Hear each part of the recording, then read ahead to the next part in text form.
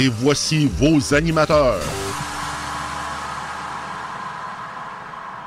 Eh bien, bonsoir, mesdames et messieurs, et bienvenue à cette édition du Journal du Soir en ce 7 mai 2019. Eh bien, aujourd'hui, début des comparutions. On a comparu à la commission parlementaire à Québec concernant la loi sur la laïcité. Eh bien, bravo. François Saint-Louis au micro. Carl Brochu est déjà arrivé, je pense. Il ne sera tardé. Et ce soir, nous aurons avec nous Antoine Dubé, ex-député du Bloc québécois, qui a siégé 2-3 mandats pour le Bloc de 1900, je pense, 93 à 2000, jusqu'à 2000.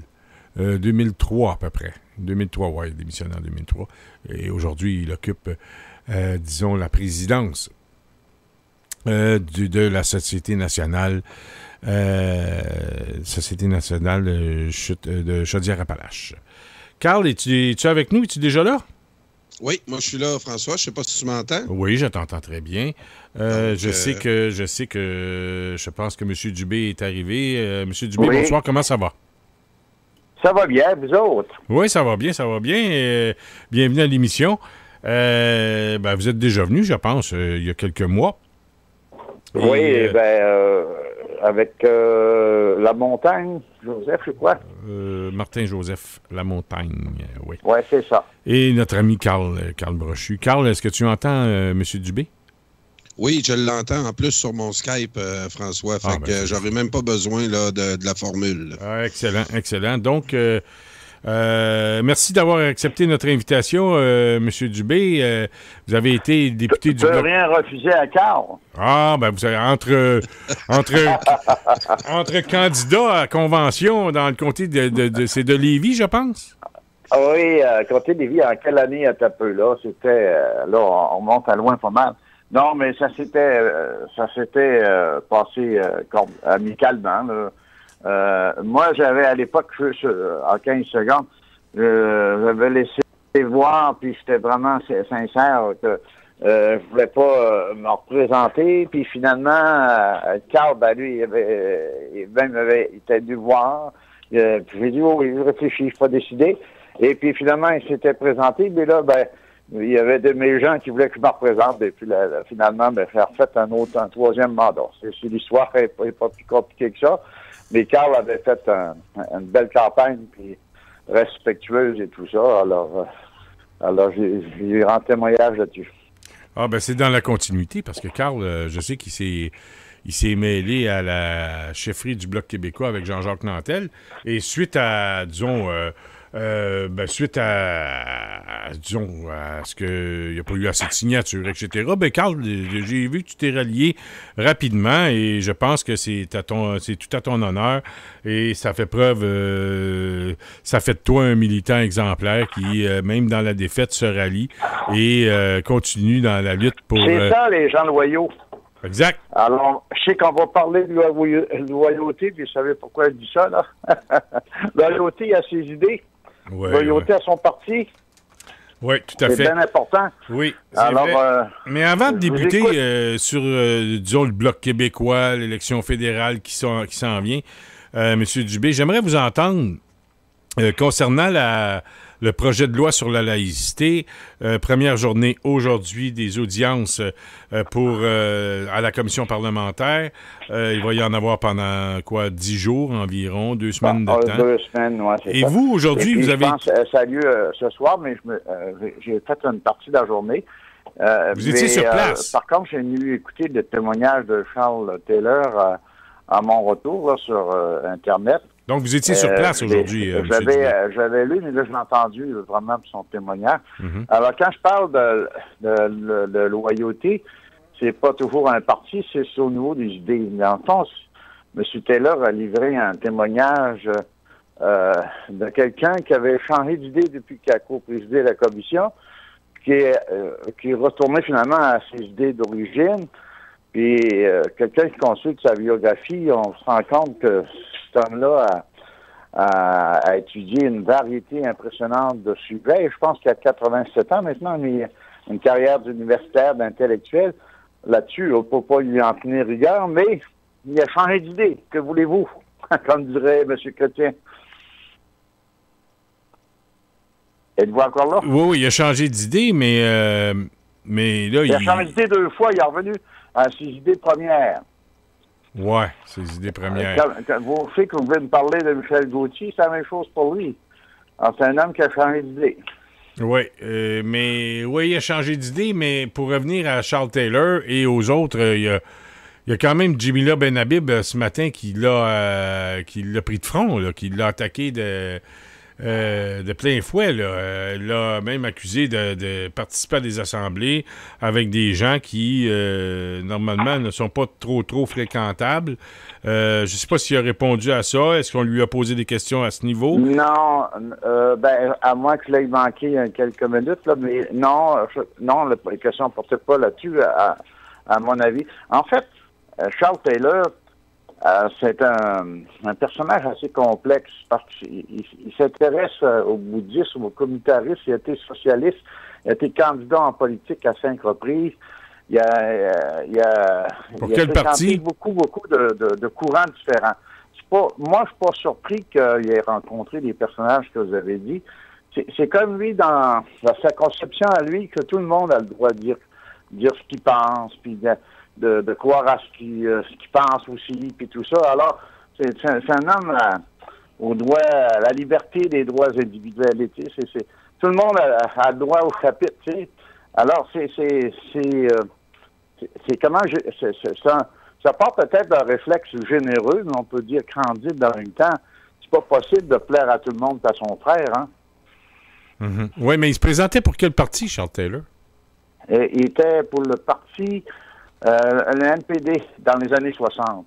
OK, parce que il y a Pierre Schneider qui écrit aujourd'hui sur son mur Facebook, et je le cite, Pierre Schneider. Quand j'avais 17 ans, je m'en prenais vigoureux. Puis là, on va voir un peu c'est quelle sorte de personnage, Charles Taylor. Quand j'avais 17 ans, je m'en prenais vigoureusement au gauchiste multiculturaliste Charles Taylor, grand ami et complice de Pierre Elliott Trudeau dans la revue... Attention, il a été candidat comme Pierre Elliott Trudeau. Alors, il n'était pas si d'accord que ça. On peut se respecter comme... tantôt, on parlait de Carl. On était candidat un contre l'autre à une investiture dans un même parti pour les mêmes idées. Mais lui, il était candidat contre Pierre Elliott Trudeau. Pour le NPD, j'imagine? Pardon? Pour le NPD, j'imagine? Oui. Oh, moi. Tu sais... Mais là, on se parle des années 60, là. Hein? Oui, c'est ça, ça fait... le monsieur, là, sur Wikipédia, il disait, je ne sais pas si ça date, là, il est né en 1931. Là. Il va avoir 90 ans dans 2 ans. Là. Oui. Non, mais je sais, mais Pierre Schneider, lui, il doit en avoir pas loin de, je dirais... 65, 68, Pierre. Et déjà, il nous dit qu'il faisait partie, qu'il était complice. Écoutez, Antoine, je vous dis, le grand ami et complice de Pierre Elliott Trudeau dans la revue socialiste à laquelle je collaborais à cause de ses positions diamétralement opposées à celles des Québécois. Il était ami et complice dans la revue socialiste. Oui, mais je suis d'accord avec ça, mais ayant pas vécu à cette époque-là, je peux pas aller dans le détail, mais Trudeau lui-même était, Pierre Elliott Trudeau était tendance socialiste en même temps. Après, il a changé, il est devenu... il est venu chez les libéraux, puis là aussi qui est devenu chef. On va parler d'un autre Trudeau tantôt, mais c'est un tempérament tout à fait différent du fils qu'on connaît actuellement. Oui, c'est évident, là. Mais en fait, ce qu'il a dit aujourd'hui, là, il dit que la CAQ va multiplier le nombre de victimes chez les enseignants, des victimes qui ne pourront, écoutez, c'est bien effrayant, ne pourront porter leurs signes religieux sur leur lieu de travail. Ça, c'est d'être une grande victime, c'est d'être victime de je sais pas trop quoi, là, mais... Oui, victime du fait que, refusant de retirer leur voile, là, il ne parle pas des enseignants qui mettons, une enseignante qui actuellement enseignerait qui aurait le voile. Parce que ça, il y a une clause grand-père. qui protège les droits acquis dans le projet de loi. Alors, ce serait celle que les étudiantes qui étudient actuellement, qui ont le voile, puis qui pensaient pouvoir enseigner avec le voile. Alors, c'est pour ça qu'il y a beaucoup de choses qui sont... Parce que le projet de loi, à mon avis, est très modéré, puisque, dans le fond, il recherche un compromis. Alors, c'est ce que, par exemple, dans le temps de M. Bernard Drinville n'accordait pas, c'est qu'en il ne l'avait pas dit, peut-être qu'il en serait venu à ça. C'était applicable à tout le monde. En même temps, pas de droit acquis, pas de clause grand-père. Tandis que le projet de loi actuel dit que non, ceux qui sont dans une fonction d'enseignant ou de toutes les autres fonctions qu'on parle d'autorité, là, ben ils pourraient continuer, il y aurait un droit acquis. Alors, c'est pour les nouveaux. Oui. Alors, c'est pas si terrible que ça, là. Maintenant, lui, il dit, ces gens qui voudraient choisir une carrière d'enseignant, ils seraient victimes de ne pas pouvoir l'être. Mais dans le fond, le projet de loi lui dit, ben, écoutez, si vous retirez votre voile, parce qu'on exige que l'État soit neutre. Et si on pense, ça c'est toujours la position, la perspective qu'on se place. Si on se place dans la peau d'un enfant qui étudie, puis qu'on pense on veut lui éviter d'être victime de propos radicaux ou encore, autrefois, on disait par exemple que les professeurs ils étaient souverainistes et tout ça, ils embrigadaient, puis on n'aimait pas ça, puis on a invité les professeurs à pas avoir des propos comme ça, peuvent parler de l'histoire sans avoir un parti pris partisan. Mais alors, la neutralité d'État, qui est l'objectif du projet de loi, vise à dire non, les gens qui sont en fonction d'autorité durant leur exercice de leur fonction, soit ils font ce qu'ils voudront, ne pourront pas se contredire par un signe religieux, et puis dire qu'ils sont neutres. La société québécoise, Alexis Boucher du Mouvement national des Québécois, qui a présenté un mémoire, d'ailleurs, c'est pour ça que je suis allé, pour aller supporter, c'est que la neutralité, l'interdiction des signes religieux pour vraiment signifier qu'on est neutre en exerçant sa fonction, pour pas que la personne qui reçoit le service ou qui reçoit l'enseignement puisse détecter, ah ben oui, elle me dit ça, ou elle m'enseigne ça, parce que, dans le fond, elle pense ça, puis elle veut me convaincre. Alors, moi, je doute pas de la bonne foi des gens, mais ça donne la garantie que non, il n'y a pas de contradiction, il n'y a pas d'incohérence. Alors, mais moi, je vais vous dire quelque chose là-dessus. Je pense que ce qui fait, d'ailleurs, le ministre a interrogé M. Taylor en lui rappelant que le projet de loi s'inspire largement du rapport Bouchard-Taylor. Sauf que là, M. Taylor, il dit « Ouais, mais pas pour les enseignants. Nous autres, on n'incluait pas les enseignants. » Mais là, le ministre a répondu « Oui, mais si vous enlevez des enseignants, est-ce que vous admettez qu'ils ressemblent à votre rapport, au contenu de votre rapport? » Mais là, il l'avait coincé. Il dit « Oui, mais j'ai changé d'idée. » Là, M. Taylor a changé d'idée. Quant à M. Bouchard, il va venir s'exprimer demain. Lui, il a communiqué un peu, puis je pense que je ne l'ai pas vu son mémoire, mais ça a apparu dans les médias. Lui aussi, son opposition porte sur le fait que les enseignants sont reconnus comme des gens en autorité. Alors, c'est aux Québécois à juger. Est-ce qu'un enseignant au niveau élémentaire, puis même au niveau secondaire, a à exercer des fonctions d'autorité? Moi, je pense que oui. Oui. Je pense que même... Écoutez, il y a le syndicat des fonctionnaires qui a sorti aujourd'hui et qui demandait que la laïcité s'applique à tous les niveaux des fonctionnaires. Ah oui, c'est ça. Plus loin encore, tous les fonctionnaires. Oui, tous les fonctionnaires. Syndicats, les fonctionnaires dans le public et parapublic là, du Québec. Et eux ont demandé aujourd'hui, ça a passé à 98.5, je pense qu'ils demandaient que ça s'applique partout. Donc, dans tous les ministères. Ils vont plus loin encore que le gouvernement. Donc, c'est ce que pensait la loi du Parti québécois en 2014. Ça, c'est ça, c'était applicable à tous les fonctionnaires. Tandis que là... Même chez les professeurs pour... en position d'autorité. Est-ce que M. Dubé...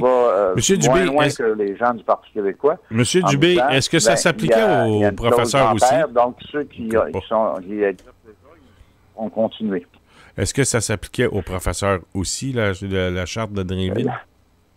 Pas sûr. Tous les gens qui étaient payés par l'État. Oui, moi je pense que oui, dans le temps. Mais là-dessus, je garde un petit point d'interrogation, parce que ça date quand même de 4 ans, ça, là. Oui, c'est ça, on se parle de ça, là, mais je veux pas me présenter comme un expert dans ce domaine-là, là. Mais par contre, je m'intéresse à ça comme pas mal de Québécois de Et c'est le sujet, je pense qu'on doit s'exprimer.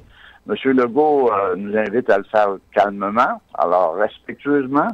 Alors, moi, je pense que tout homme a le droit de changer d'idée, mais quelqu'un qui a co-présidé une commission qui a coûté 6,4 millions aux Québécois, puis qui a entendu beaucoup de monde, et je pense qu'il était mieux placé que tout le monde pour avoir une idée assez précise.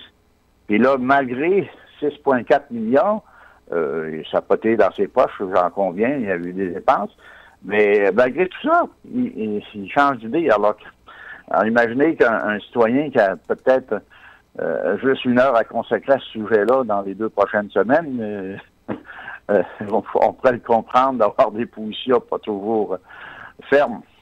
C'est sûr, mais Janimina Benhabib, elle, aujourd'hui, a qualifié les enseignantes qui refuseront d'enlever leur voile d'intégristes. Moi, je trouve qu'elle a le droit de dire ce qu'elle veut dire, mais bon, intégriste, je pense pas que c'est un mot interdit à prononcer au niveau du Parlement, rien de tout ça. Mais intégriste, c'est quelqu'un qui veut convaincre un autre d'adopter absolument les idées que cette personne a. C'est comme moi, supposons qu'on ait d'opinions différentes, puis là, c'est intégriste. On peut l'être un peu, on le peut être beaucoup, on peut moyen beaucoup. Ou totalement, puis là, on est radical. Est-ce que M. Taylor, moi, je pense que c'est un bon monsieur. Moi, vous dire, là, je vous parle sincèrement, comme je le pense. C'est un bon monsieur. Puis qui, lui, il a peur que les opposants de part et d'autre, là, ça se radicalise. Puis le projet de loi qui avait pour but de faire un compromis puis de rapprocher les gens, lui, il a peur au contraire que ça les radicalise davantage, que ça les oppose davantage.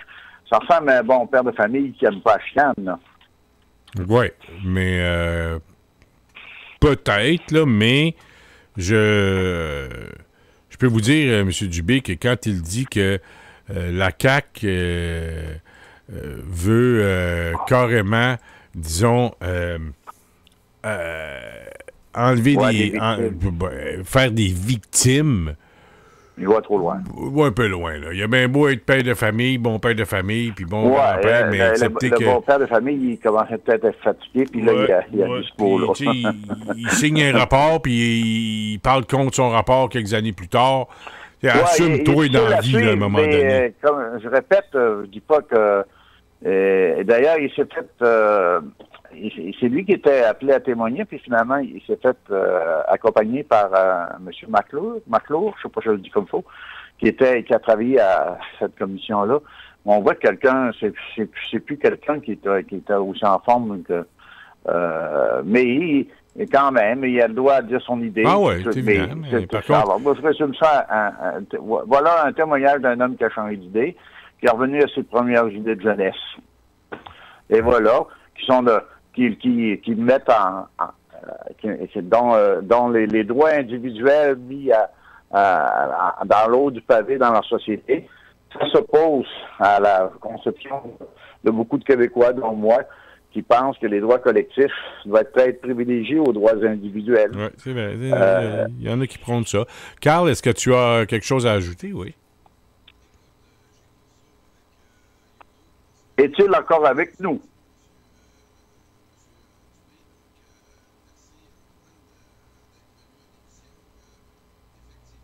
Hello? Oui, je sais pas, je pense que vous n'entendez pas Carl. On ne s'entend pas mutuellement. Vous n'entendez pas Carl, je pense, M. Dubé? Puis Carl m'entend pas? Carl, il vous entend, oui. Ah, OK. Alors, mais Carl, M. Dubé ne t'entend pas. Oui, c'est ça. Je sais pas comme... Alors, excellent. Oui, je t'attends sur le téléphone. Notre intermédiaire. Non, mais il s'en vient par un autre canal, M. Dubé. Il va être sur le téléphone okay.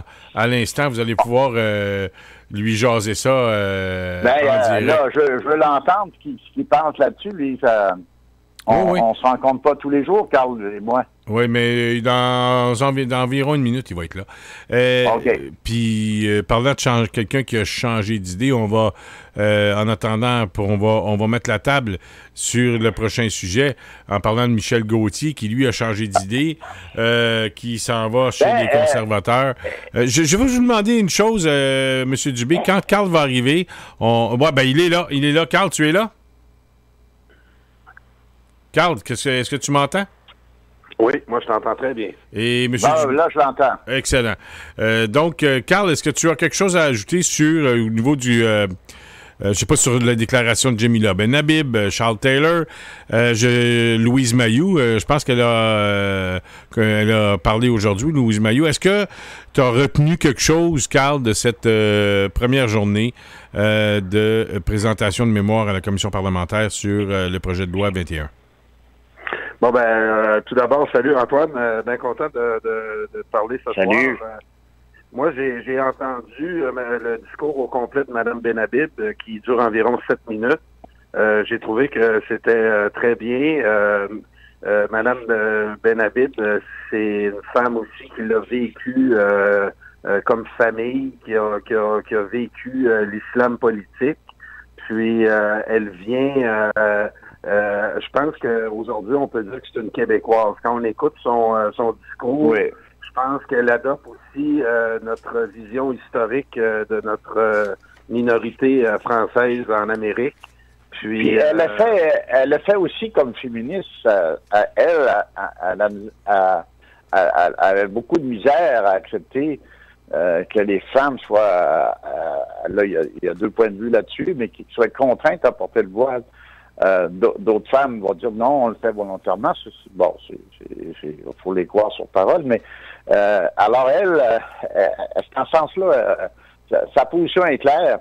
Quand elle traitait M. Taylor d'intégriste, je pense qu'on peut peut-être dire intégriste des droits individuels, mais c'est pas un intérêt. C'est un gars qui a changé, dont la pensée a évolué. C'est comme Michel Gauthier. Oui, on va en parler de Michel Gauthier par la suite. Ceux qui, effectivement, ont capté mon attention, mais oubliez pas que Charles Taylor, pour Monsieur Tout-le-Monde, c'est pas un gars qui est bien écouté. Dites le mot Charles Taylor là, sur un chantier de construction, là, puis très peu vont pouvoir vous l'identifier. Ah non, c'est un intellectuel, là, ça... Et puis, il faut aller sur Wikipédia. Des fois, moi, rapidement, on va voir sur Wikipédia, puis on a la biographie de... vous regarderez tous ses travaux, puis tous les sujets qu'il a étudiés. Puis c'est un philosophe, sociologue, qui s'est beaucoup intéressé à différentes religions, et au bouddhisme, tout ce que vous voulez, au communautarisme. Il a été, je l'ai dit tantôt, il a été candidat au NPD. Il a même été un proche, semble-t-il, un proche pour avoir travaillé déjà avec Pierre Elliott Trudeau dans une revue, mais en même temps, il a été candidat contre lui comme je t'ai entendu dire ça, Antoine, tantôt. Puis, mais Sean Taylor, pour faire un peu le bilan de la journée, de qu'est-ce que j'ai vu, moi, sur les réseaux puis sur le web de la journée, j'ai pas eu la chance, comme toi, d'être là, mais c'est la plupart de ceux qui se sont présentés là, à part M. Taylor, appuyaient le projet de loi 21. Ouais. Puis le discours de Mme Benhabib expliquait comme il faut aussi les droits individuels versus les droits collectifs. Oui, c'est ça. Puis j'ai aimé beaucoup l'exposé qu'elle a fait là-dessus. Puis c'est intéressant d'avoir le point de vue de aussi Mme je crois que c'est une ancienne religieuse ou c'est une religieuse actuelle. Hein? François, c'est quoi son nom? Louise? C'est Louise Mailloux. Louise Mailloux. Oui, Louise Mailloux. J'ai déjà vu des vidéos sur elle. Pas une religieuse, pas en tout. Elle a apparu dans les médias aujourd'hui puis hier. Elle a fait partie d'une conférence de presse et tout ça. C'est une ancienne candidate du PQ. Je la connais. Elle est une ancienne candidate du PQ dans le comté de je pense que c'est de Gouin. Je pense, dans mon comté, oui. Oui, c'est une ancienne candidate du Parti québécois.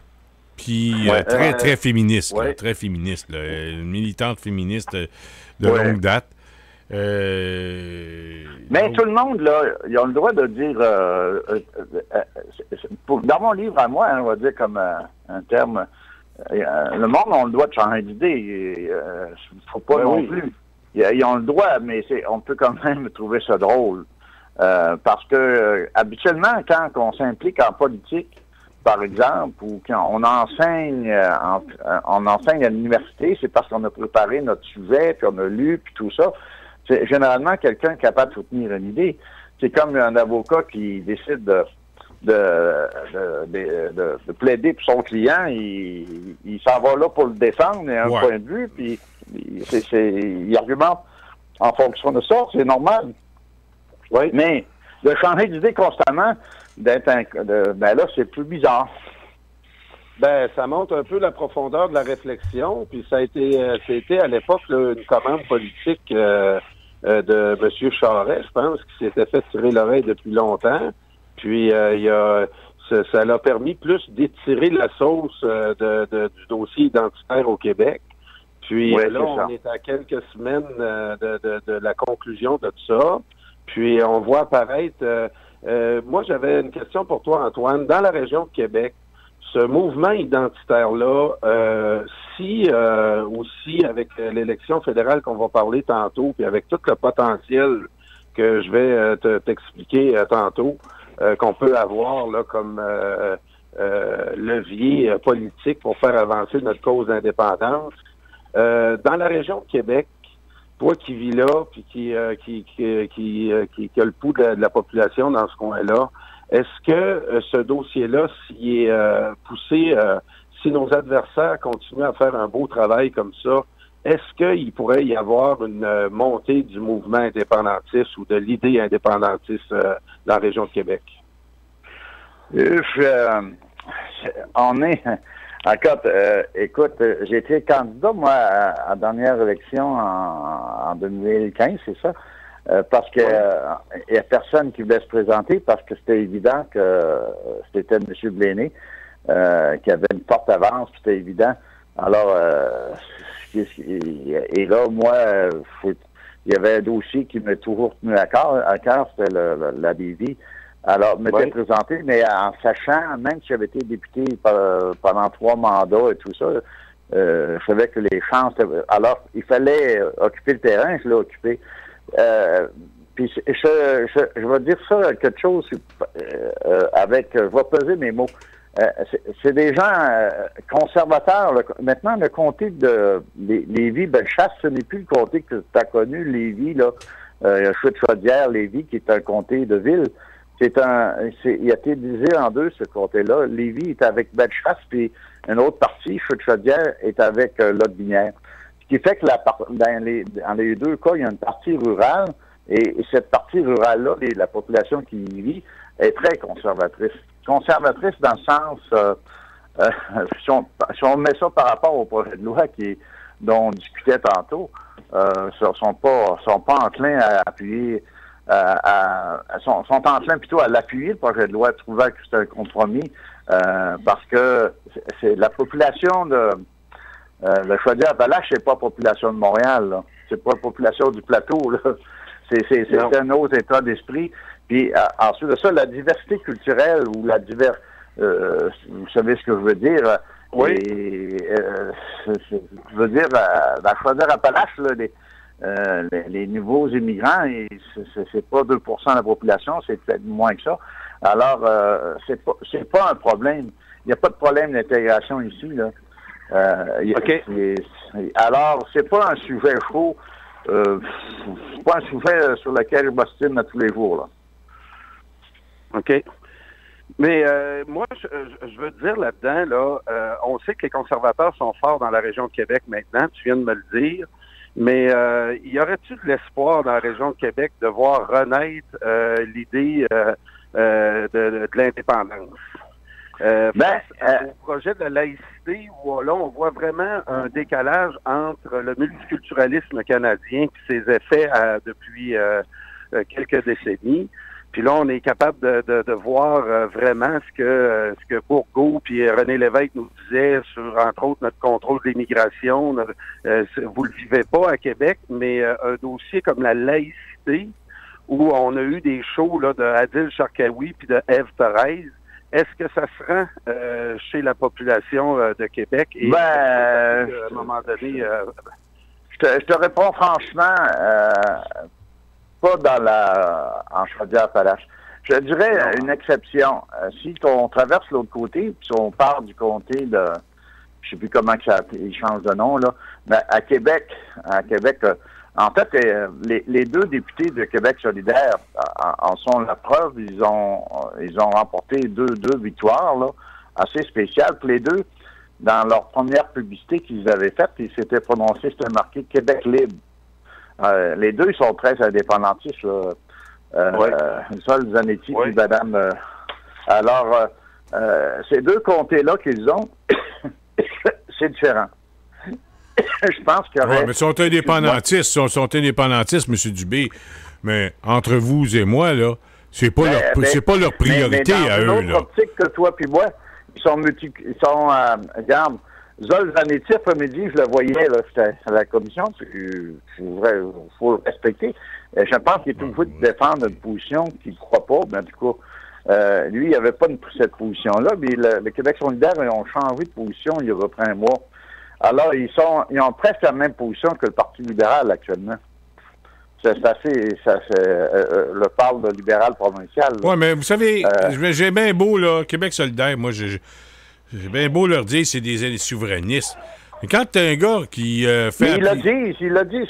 Moi, je portais à croire ce que le monde me dit. Ah ouais, ben moi, je peux bien dire qu'il dit... Je peux bien croire qu'est-ce qu'ils disent. Mais je peux vous dire une chose. Il y en a un député de Québec solidaire qui se dit souverainiste, mais qu'il y a 1 an et demi, il a fait application pour travailler pour Justin Trudeau. Fait qu'entre vous et moi, là... le journaliste, là. Ouais, Marissal, là. Sol Zanetti, c'était un peu inconnu. C'est Catherine Dorion qui est allée le chercher quand Jean-Martin Hansen a quitté pour se présenter à Option nationale, chef d'Option nationale. Personne ne connaissait ce gars-là. C'est Catherine Dorion qui a amené ça, qui l'a appuyé, qui avait une bonne influence dans le parti Option nationale, qui a dit « Je vous présente un bon gars, vous allez voir, c'était bien vrai de vrai. » Puis, qu'est-ce qui est arrivé par la suite? Non, mais crois-moi, les deux avaient mis une affiche... avant que les affiches de Québec solidaire, les celles qui étaient partout, là, ils avaient affiché à Québec « Vive le Québec libre », là. Les deux. Non, c'est correct, je vous l'accorde, je n'étais pas là, je vous dis. Ils sont présentés comme ça.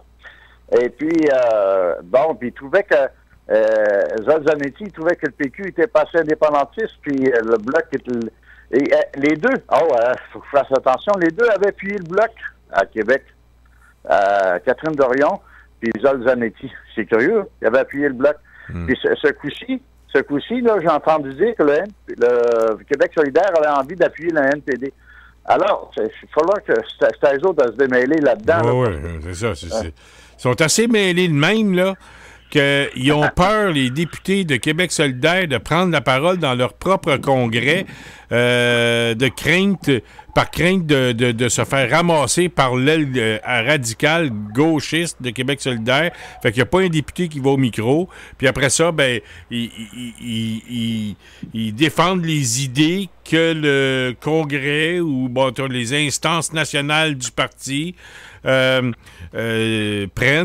et sont obligés de vivre avec ça, même s'ils sont contrôlés par des extrémistes radicaux de gauche.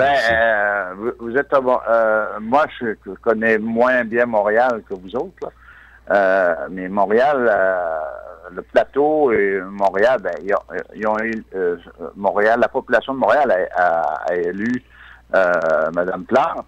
Alors, on voit que Montréal, la question tantôt que tu me posais pour la région de Québec, ouais. C'est difficile pour moi, un gars de Québec, de vous dire qu'est-ce qui se passe à Montréal.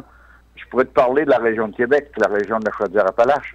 Mais comprends-tu, c'est deux, je pense qu'on s'en va de deux Québec dans un, là. C'est qu'il y a deux mentalités de plus en plus. Regarde, Montréal se présente au projet de loi. M. Dubé, ils ne sont pas encore été. Oui, M. Dubé, quand on parle... Ils veulent avoir une exception. Quand on parle pour revenir au projet de loi sur le 21, quand on parle des ceux qui défendent la laïcité versus ceux qui sont contre, ben, on dirait que ceux qui sont contre viennent tous de Montréal. Et puis ceux qui sont pour, ben il y en a un peu de Montréal, mais c'est partout au Québec. Des régions. Et Jemila Benhabib, elle, n'est pas nécessairement de Montréal. Mme Mayou, oui. Mais à Montréal, les tenants... Regarde la CAQ. Ils ont finalement eu 2 députés à Montréal, oui. Dans l'Est. Mais c'est une extrémiste, puis je serais curieux de voir leur taux de vote, là, mais la CAQ, la coalition Avenir Québec, on voit que c'est un peu ça représente cette dualité-là. Hein. Il y a 2 mentalités. Si vous voulez vous dire, je pense que je suis pas le premier à observer ça, puis toi aussi tu observes ça. C'est 2 réalités. Maintenant, il faut composer ensemble, puis il faut arriver à se parler. Puis... c'est bien sûr, mais il y a quand même... Mais cette tâche trop colossale pour que je me perde ça à 72 ans. Moi. Je vais plus à l'âge de la retraite, puis je pense ça avec une distance. Hey, Antoine, qui se présente dans Lévis-Lobinière au Bloc? Est-ce que ça se dessine actuellement? Est-ce que ça arrive tout de Québec? Je pense pas qu'il y ait de candidats connus à ce moment-ci, mais je n'ai pas entendu parler, puis ce que j'ai entendu parler, puis je trouve qu'il en cherche, là. Mais ça sera pas moi, parce que moi, j'ai pris ma vraie retraite. Donc, pas tout à fait. Parler maintenant de M. Michel Gauthier, qui m'a fait réagir beaucoup il y a 2 semaines au Congrès à Victoriaville. Oui. Il a vraiment fait une profession de foi conservatrice. Puis, j'aimerais ça que tu nous parles un peu de ton ancien chef. Je crois qu'il a été chef un peu... il a été chef par intérim, puis tu étais député à l'époque. Oui. Tu dois le connaître un peu. J'aimerais que tu m'expliques. Un peu. Je vais admettre tout de suite là, que je n'étais pas un de ses amis. Je vais admettre ça, mais c'était pas un ennemi non plus. On était au sein du même parti. Il y a eu une course au leadership quand il a été nommé par intérim. Puis finalement, c'était juste un conseil général, c'était même pas tous les membres qui ont pu voter, là. Puis moi, j'appuyais Francine Lalonde. Francine Lalonde et moi, on travaillait ensemble, puis ses idées correspondaient plus aux miennes, en tout cas, et vice-versa. Mais il a été chef, à ma connaissance, 6 mois, puis il n'a pas aimé l'expérience. Il souhaitait pas l'être. Normalement, c'est M. Bouchard, quand il a quitté pour aller à Québec, il nous est arrivé une bonne fois, il nous avait présenté Christelle Gilles Duceppe, son dauphin, et puis quand là, il souhaitait en tout cas, qu'on entérine une fois là, vite, là, le plus rapide possible, puis tout ça. Mais à l'époque, il y avait des députés conservateurs, que je nomme moi pas, parce que c'est quand même, je veux pas parler à la place de ces gens-là, Mais la candidature de Gilles Duceppe, à ce moment-là, ne passait pas. Les anciens conservateurs, Nemo l'a dit, c'est plus conservateur, puis Gilles était de gauche. Hein. Et puis, finalement, après ça, après avoir fait 6 mois, il a démissionné, Michel Gauthier. Et puis, finalement, il y a eu une autre course au leadership, et cette fois-là, c'est Gilles Duceppe s'est présenté, puis il y avait, de mémoire, je pense que on avait même 7 candidats. Il y avait même Rodrigue Biron, il y avait Yves Duhaime, Francine Lalonde encore. En tout cas, il y avait du monde. Il y avait Daniel Turp. Il y avait beaucoup de monde. Alors, c'est Gilles Duceppe qui l'avait emporté au 2e tour. Puis moi, par sympathie, j'avais supporté Francine Lalonde, mais je n'étais pas contre Gilles. Gilles c'est vraiment dévoué pour le Bloc québécois pendant plusieurs années. Mais là, on parlait de Michel Gauthier. Alors, Michel Gauthier, si vous lisez sa biographie, moi j'aime ça lire les biographies, ou encore sur Wikipédia, toujours, ou d'autres fois. Vous allez voir que Michel il était le fils d'un ancien député de l'Union nationale. Alors, c'est un bleu du Lac-Saint-Jean. Hein. Quand que Jean Garon disait que quelqu'un est un bleu, là, c'est un bleu, c'est pas un rouge. Alors, c'est un bleu. Alors, c'est sa vote bleue à Québec avec l'Union nationale dans le temps, puis bleu à Ottawa. Alors, dans le fond, moi, je pense, dans ses valeurs premières, puis de famille et tout ça, Michel Gauthier a toujours été quelqu'un avec des valeurs conservatrices. Alors, j'ai pas sauté en bas de ma chaise quand j'ai vu ses déclarations. Puis d'ailleurs, c'est pas vous cela, là, c'est récent, mais il y avait tout un ralliement conservateur il y a 6 mois, l'année passée aussi. Hein, il avait pris sa carte du Parti conservateur et tout ça. Mais là, il a été plus loin. Et là, les conservateurs, ils ont fait dire, et Michel a trouvé quelqu'un qui avait les formules choc. Alors, faut que tu passes dans les médias aujourd'hui, puis si tu veux être bien passé, il faut que tu fasses des choses. Alors là, il s'est prononcé pour les pipelines, hein, puis que là, il fallait voter conservateur parce que c'est grâce au fédéral. Si le Québec vit la péréquation, c'est épouvantable dans l'argumentation. J'attaque pas l'homme davantage parce que c'est pas mon genre attaquer. Mais ces idées, voyons donc, comment peut-on dire des choses de même après avoir été pour le Bloc le nombre d'années qu'il a été, puis en avoir été chef, d'en avoir été leader. Mais ça ne m'étonne pas qu'il y ait ces valeurs-là conservatrices. Mais il a peut-être poussé un peu plus loin qu'il pensait pour que ça passe, fait une formule choc. Mais, en tout cas, je pense à savoir. Moi, ce qui me dérange là-dedans, c'est de nier son passé indépendantiste. Puis, j'aimerais l'avoir en entrevue, puis lui poser la question, qu'est-ce qui a changé depuis 1995 qui me permettrait là, d'être maintenant fier d'être Canadien? Puis, moi, je suis, tu le sais, je suis beaucoup... moi, je vais risquer une réponse qu'il va te dire. Et dans le fond, c'est la même réponse que Lucien Bouchard a fini par dire. Lui, il aurait souhaité que le Québec devienne indépendant, mais c'était des gens qui avaient une position de négociation. Ils voulaient créer un rapport de force pour que le Canada change, puis qui finalement, on était dans l'après-Mitch, là, tout ça, là. Ouais. Alors, c'était pas la position de M. Parizeau. Parizeau, il voulait pas de formule de partenariat. La position de M. Bouchard, c'est qu'il a imposé le partenariat à M. Parizeau. Ils ont été en crise pendant une semaine ou deux, à un moment donné, puis ça allait. Finalement, ils ont eu une entente. Puis là, on est revenu avec une question sur la souveraineté de partenariat, un peu comme en 80, quand M. Lévesque arrivait avec Souveraineté Association. Mais dans l'esprit de ces gens-là, il fallait proposer une association que le reste du Canada. On a vu que par après, M. Parizeau, lui, s'il n'y avait pas de résultat de la négociation, après un an, on devenait indépendant. Mais les Québécois, ça correspond aussi à une certaine mentalité des Québécois. Faut bien l'admettre. Il y en a beaucoup qui espéraient toujours des changements du Canada. Quand Trudeau perd, il disait, je remets ma tête sur le bio pour on va changer, on va rapatrier la Constitution, puis on va faire des changements qu'il faut pour le Québec. Mais c'était pas les mêmes changements qu'on voulait nous autres. On voulait plus de souveraineté et tout ça. Alors, les choses n'ont pas changé. Mais on a eu 2 référendums. Et malheureusement, le oui l'a pas emporté. Et puis notre rapport de force a disparu. Et des gens comme M. Bouchard, il a décidé d'après 5 ans de retourner dans le domaine privé. Puis notre ami Michel aussi, en 2017, je pense, qui a quitté à son tour. Fait que il était découragé en disant mais ça passera jamais, puis on peut pas recréer le rapport de force avec le reste du Canada, ça changera pas. On est aussi bien d'arrêter. Et là, lui, il revient. Et puis là, il dit les conservateurs, c'est la politique du moins pire. Essayons d'obtenir des choses des conservateurs.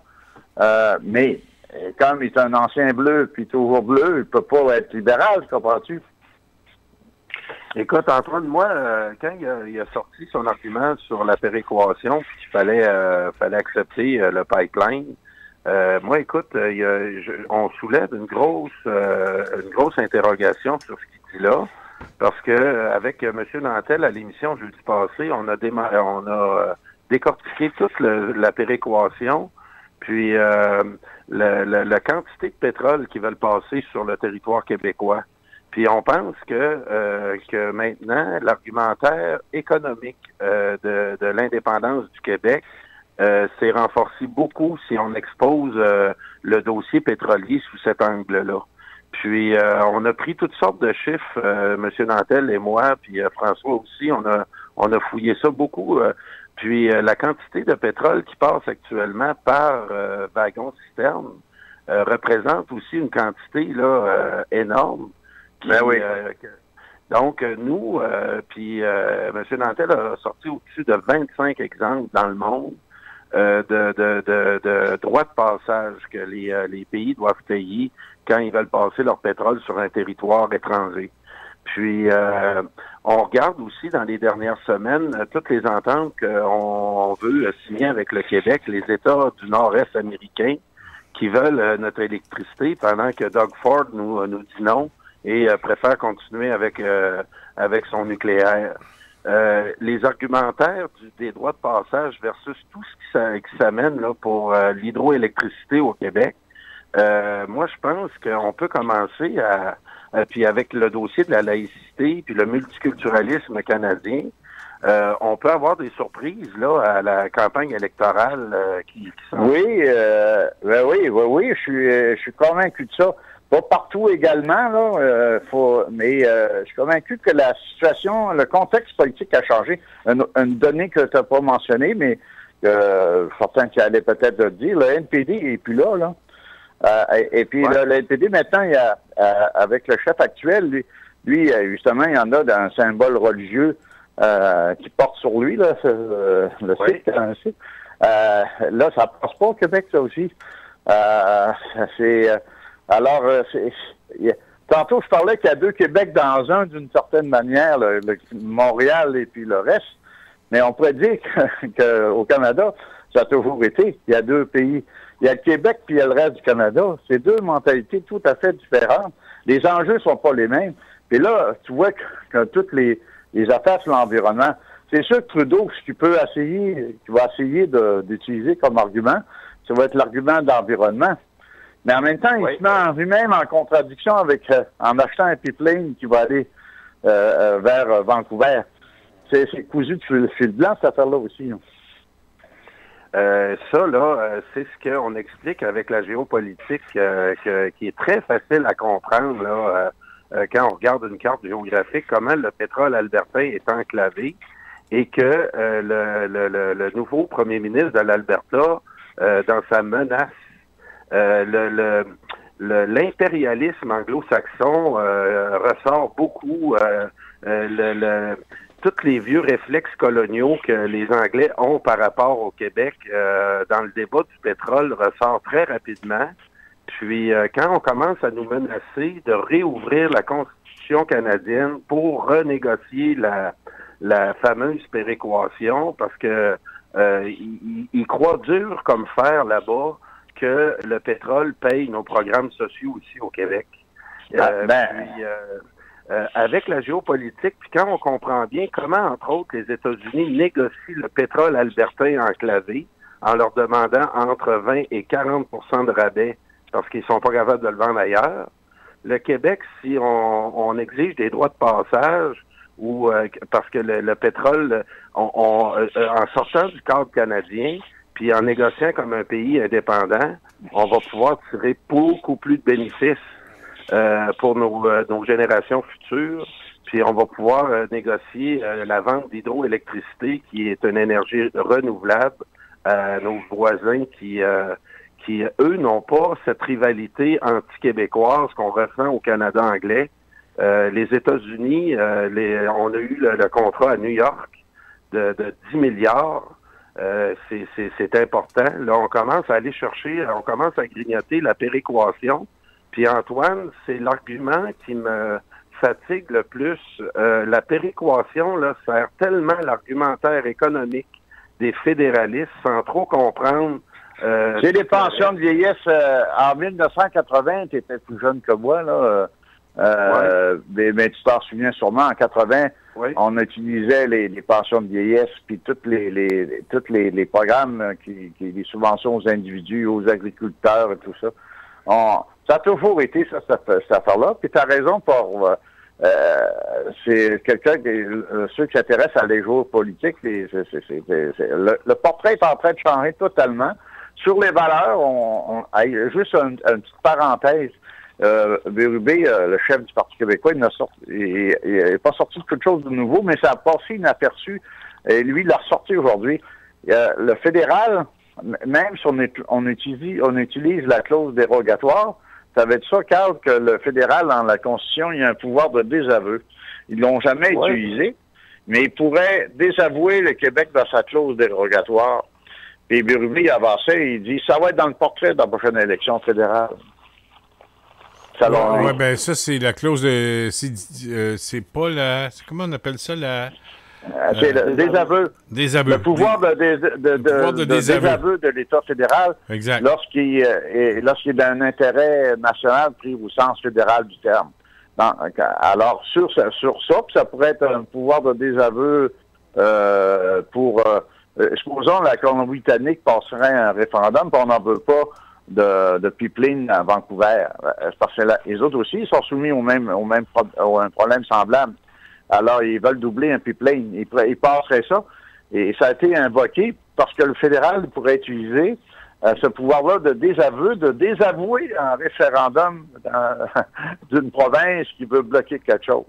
Alors, tu vois, moi, je suis pas cartomancienne, là, mais les astres sont en train de s'aligner autrement.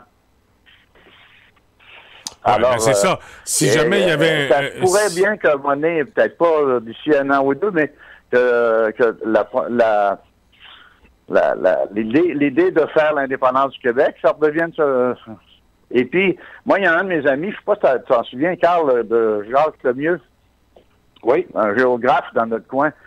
C'est un professeur et tout ça, mais ce gars-là, il dit souvent en politique que les gens, ils essayent de mettre des rationaliser, des raisons, etc.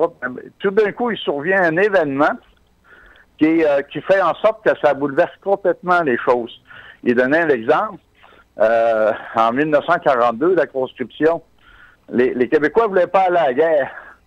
Le fédéral a imposé un référendum pan-canadien, sachant que dans le reste du Canada, ça passerait, mais qu'au Québec, ça passerait pas, mais qu'on habitude, on sera obligé de plier.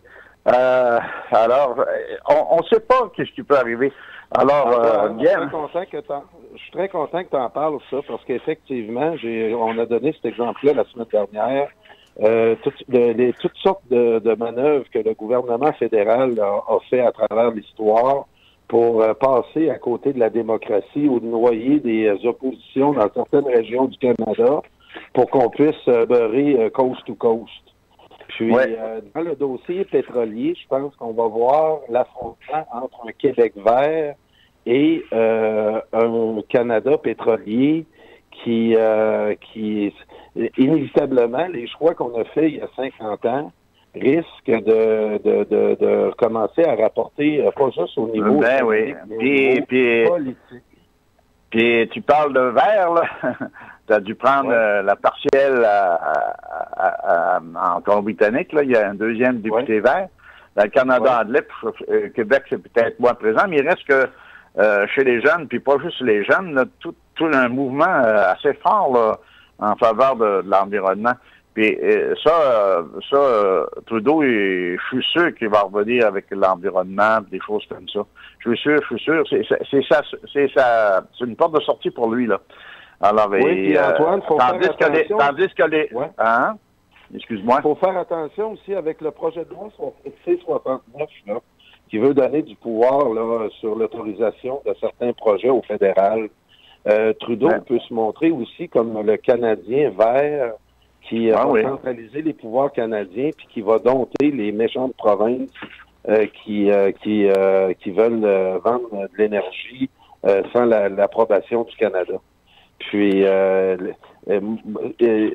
vision des deux, là, Antoine, c'est ce qu'on dit aussi depuis un bout de temps. La vision du Canada anglais puis surtout de l'Alberta, va inévitablement tomber en collision avec la vision du Québec. Puis quand on écoute comme il faut ce que Legault a dit depuis son élection, il dit qu'il veut se passer de la péréquation. Tout nous indique, là, il a dû les écouter, certains exposés sur la géopolitique, puis comment le Québec pourrait tirer son épingle du jeu. Puis je doute pas que Legault a quand même été indépendantiste. Puis, excuse-moi la petite parenthèse que tu m'offres. C'est un autre qui a changé d'idée. En fait, qui a mis de côté l'idée de l'indépendance. Là, il a dit, mais en fond, ça part de la même prise de conscience. Il voyait pas ça réalisable à court terme. Bon, les événements font qu'on est rendu en 2019. Mais les choses s'embrassent, puis on sait jamais. Alors, tout ça pour conclure. Moi, en tout cas, je vais vous laisser aller. Mais je voulais juste vous dire, monsieur Antoine, que hier, en Colombie-Britannique, on a élu un député vert. Dans une partielle, et même si Trudeau voulait... parce que là, quand on commence à avoir des députés, les Verts, ils lâcheront pas... l'appétit vient en mangeant. Nouveau-Brunswick, regarde, ça change, là. L'appétit vient en mangeant, comme on dit. Et puis, quand les Verts ont un autre député, là, ça en fait 2. Et puis, ils ont... Mais ça, c'est au fédéral, mais ils en ont au provincial. En Nouveau-Brunswick, ils en ont... 9. Quelque chose de même. Puis, ils sont arrivés deuxième à l'île du Prince-Édouard. À l'île du Prince-Édouard, ils en ont 9. Ils en ont 9 à l'île du Prince-Édouard. Donc, comme moi je disais tantôt, l'appétit vient en mangeant. Et je pense qu'il y a des gens, parce qu'on entend toujours parler constamment, bulletin de nouvelles après bulletin de nouvelles, émission après émission, changement climatique.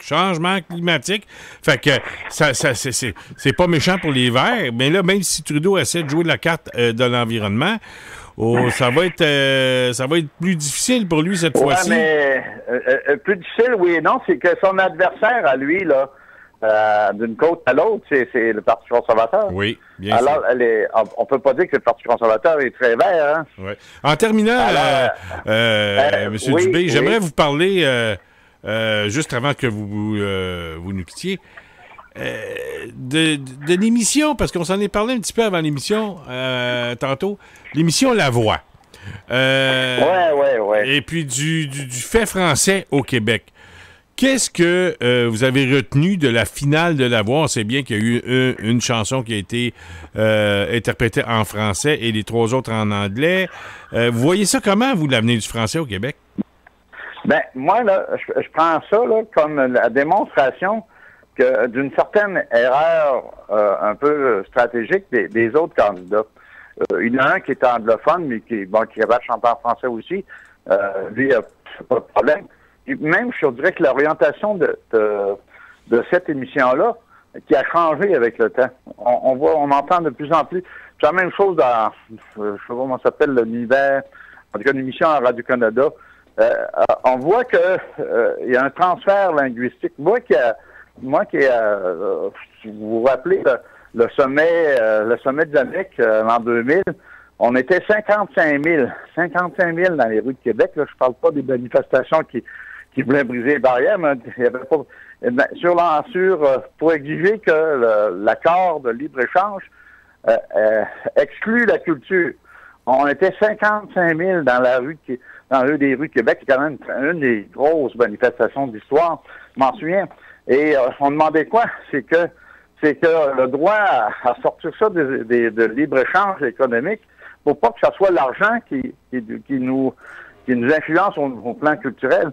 Et depuis ce temps-là, l'Internet a pris encore plus de force. Puis là, je vais essayer de résumer ça à sa plus simple expression. Parce que finalement, tout le monde pense que maintenant, pour un artiste de la relève, pour se faire valoir, il faut qu'il chante en anglais. Et on a vu une femme de 41 ans, Geneviève Drouloin, qui habite maintenant à l'île aux Coudes, qui, elle, a osé. Et là, cette fois-là, c'était pas les coachs qui choisissaient, c'était le grand public. Elle a osé chanter en français une chanson de Gilles Vigneault, puis elle a obtenu 47 % des voix. Et là, je dis ça, c'est la démonstration que une certaine partie de nos artistes sont un peu déconnectés avec ce que pense la population. Parce que les gens, moi, je fête le 20 mars, moi, comme président de la Société nationale, j'organise une soirée chantons en français. Hein, c'était la Journée internationale de la francophonie. Et puis, je vois de temps en temps, j'aime chanter, puis dans les karaokés, j'y vais. Et les gens, ils sont nostalgiques de ça. On n'entend plus de chansons en français, de moins en moins, malgré les quotas et tout ça. Alors, moi, je pense que là aussi, il va y avoir une prise de conscience, une espèce de retour. Moi, je pense ça. Je souhaite ça. J'espère pas me tromper. Et puis là, je veux pas, moi, non dire que bannir l'anglais, parce que un classique en anglais, Beatles ou n'importe quelle époque d'aujourd'hui ou pas, il faut pas se priver d'entendre ça. Mais en même temps, c'est question d'équilibre. Alors, si à un moment donné, quand tu dis la finale à la voix, 3 artistes sur 4 se présentent en finale, 3 chantent en anglais pensant que c'est ça qui les ferait remporter. Puis finalement, l'autre se présente en français, puis c'est elle qui gagne. Et j'ai dit, tiens, là, ça m'a, excusez le terme anglais, je vais l'utiliser. En tout cas, ça m'a stimulé. J'ai failli dire trinquer, là. Mais ça m'a stimulé. Je dis, tiens, il y a encore de l'espoir. Puis quand j'en connais les jeunes, ils se pensent mettre sur le net, ils chantent en anglais dans l'espoir d'être connus. Oui, mais finalement, il y en a combien sur 100 réussissent à percer vraiment? Alors que s'ils chantaient dans leur langue, chantaient ce qu'ils vivent, ce qu'ils pensent, etc., ils rejoindraient un public, puis ils pourraient monter. En tout cas. En tout cas, mais je suis tout à fait d'accord avec vous. J'ai un fils adoptif qui fait du rap, puis il le fait en français. Il a 37 ans. Bon, il n'est pas encore connu, mais il fait ça des petits contrats comme ça. Et ça poigne. Le rap, là, ça a été longtemps, mais il chante principalement en français. Ça, c'est les jeunes. Alors, moi, je vois poindre des choses comme on pensait tantôt au plan de la géopolitique, sur l'aspect environnement, d'autres sujets, la laïcité, tout ça. Les choses changent au Québec. Oui, tout à fait. Puis, oui, tout à fait. Juste en terminant, M. Dubé, je peux vous dire une chose, que je connais une dame qui a voté 2 fois à la voix, juste seulement parce que la fille a chanté en français. Oui. Moi, j'ai été... c'était pas interdit de voter une fois, parce que je payais une pièce. Moi, j'ai voté juste une fois, puis j'ai gagné. C'est pas là que j'ai gagné. Enfin. Mais donc, j'étais très content, puis elle nous fera pas honte parce que c'est... j'invite les gens à la suivre parce qu'elle est avec Lara Fabienne, et elle a déclaré qu'elle va l'emmener à un spectacle à Montréal, je sais pas quel endroit, mais en tout cas, au Centre Bell, je pense, puis à Québec, au stade Vidéotron. Elle va l'intégrer dans son spectacle qu'elle a fait pour ses 50 ans. C'est excellent, puis je pense que c'est la relève, et il faut applaudir et être content et être fier quand une des nôtres chante en français puis gagne un concours comme ça. On n'est pas fermé à l'anglais. Non plus. On est assez intelligent. Il faut comprendre qu'on n'est pas fermé à l'anglais. faut l'apprendre à le parler, tout ça. Mais en même temps, respectons-nous et soyons fiers d'être Québécois et d'être Québécoises. Merci beaucoup, mon cher Antoine, et on se reparle très bientôt. Salut! À la prochaine. Salut, Antoine. Antoine Dubé, mesdames et messieurs, ex-député du Bloc québécois pendant 3 mandats et a été candidat aussi pour le Parti québécois, maintenant qu'il assume la présidence de la Société nationale des Québécois de la région de Chaudière-Appalaches. C'est bien ça, Carl? Oui, la Société nationale des Québécois de Chaudière-Appalaches, oui. Oui, exact. Donc, Carl, on va faire une pause de quelques minutes et puis ça va peut-être te permettre de revenir sur Skype. Et puis, tu vois, dans quelques minutes, on va revenir et on va rebrasser les cartes un peu. On va parler du sondage, justement, qui a eu lieu hier, qu'on a eu les résultats hier concernant l'élection au fédéral. M. Dubé nous a parlé de peut-être la prochaine carte que Trudeau va utiliser, c'est l'environnement. On en a peut-être un petit peu entendu parler aujourd'hui. J'ai entendu Trudeau là-dessus. Et on va revenir sur la commission parlementaire à Québec sur la loi 21 et plein d'autres sujets, comme on dit, comme disait mon ami Gilles Proulx. Et en attendant, s'il y en a qui ont des sujets sur le clavardage, j'ai pas eu le temps de regarder encore, mais s'il y a des gens qui ont des sujets à nous proposer d'ici la fin de l'émission, intéressant, ça nous fera plaisir de vous en faire part. Carl, dans quelques minutes, on va être de retour. Est-ce que tout est beau de ton côté? Oui, c'est bon. Oui, je vais aller me connecter, je vais raccrocher au téléphone, puis je m'en vais sur Skype. Excellent. À tout de suite, mesdames et messieurs. Je vous rappelle que vous êtes au Journal du Soir en compagnie de Carl Brochu, François Saint-Louis. Nous avions comme invité l'ex-député Antoine Dubé, ex-député du Bloc québécois. Et nous serons de retour dans environ 4 à 5 minutes, le temps de faire... de permettre à Carl de se rebrancher sur son Skype. Et puis, on va être de retour tout de suite après au Journal du Soir. Restez avec nous.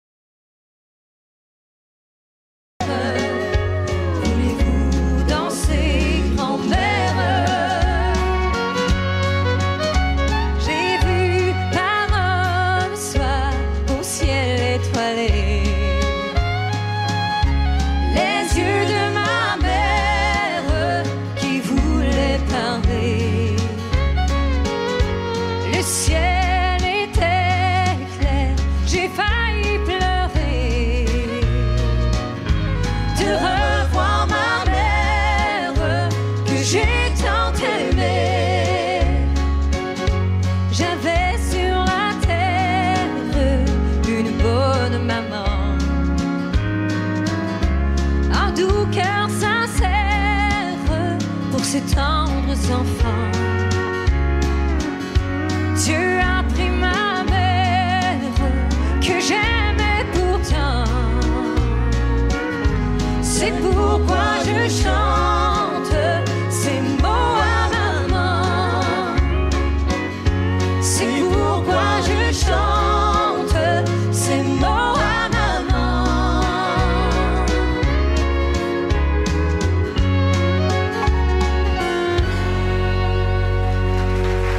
Merci beaucoup.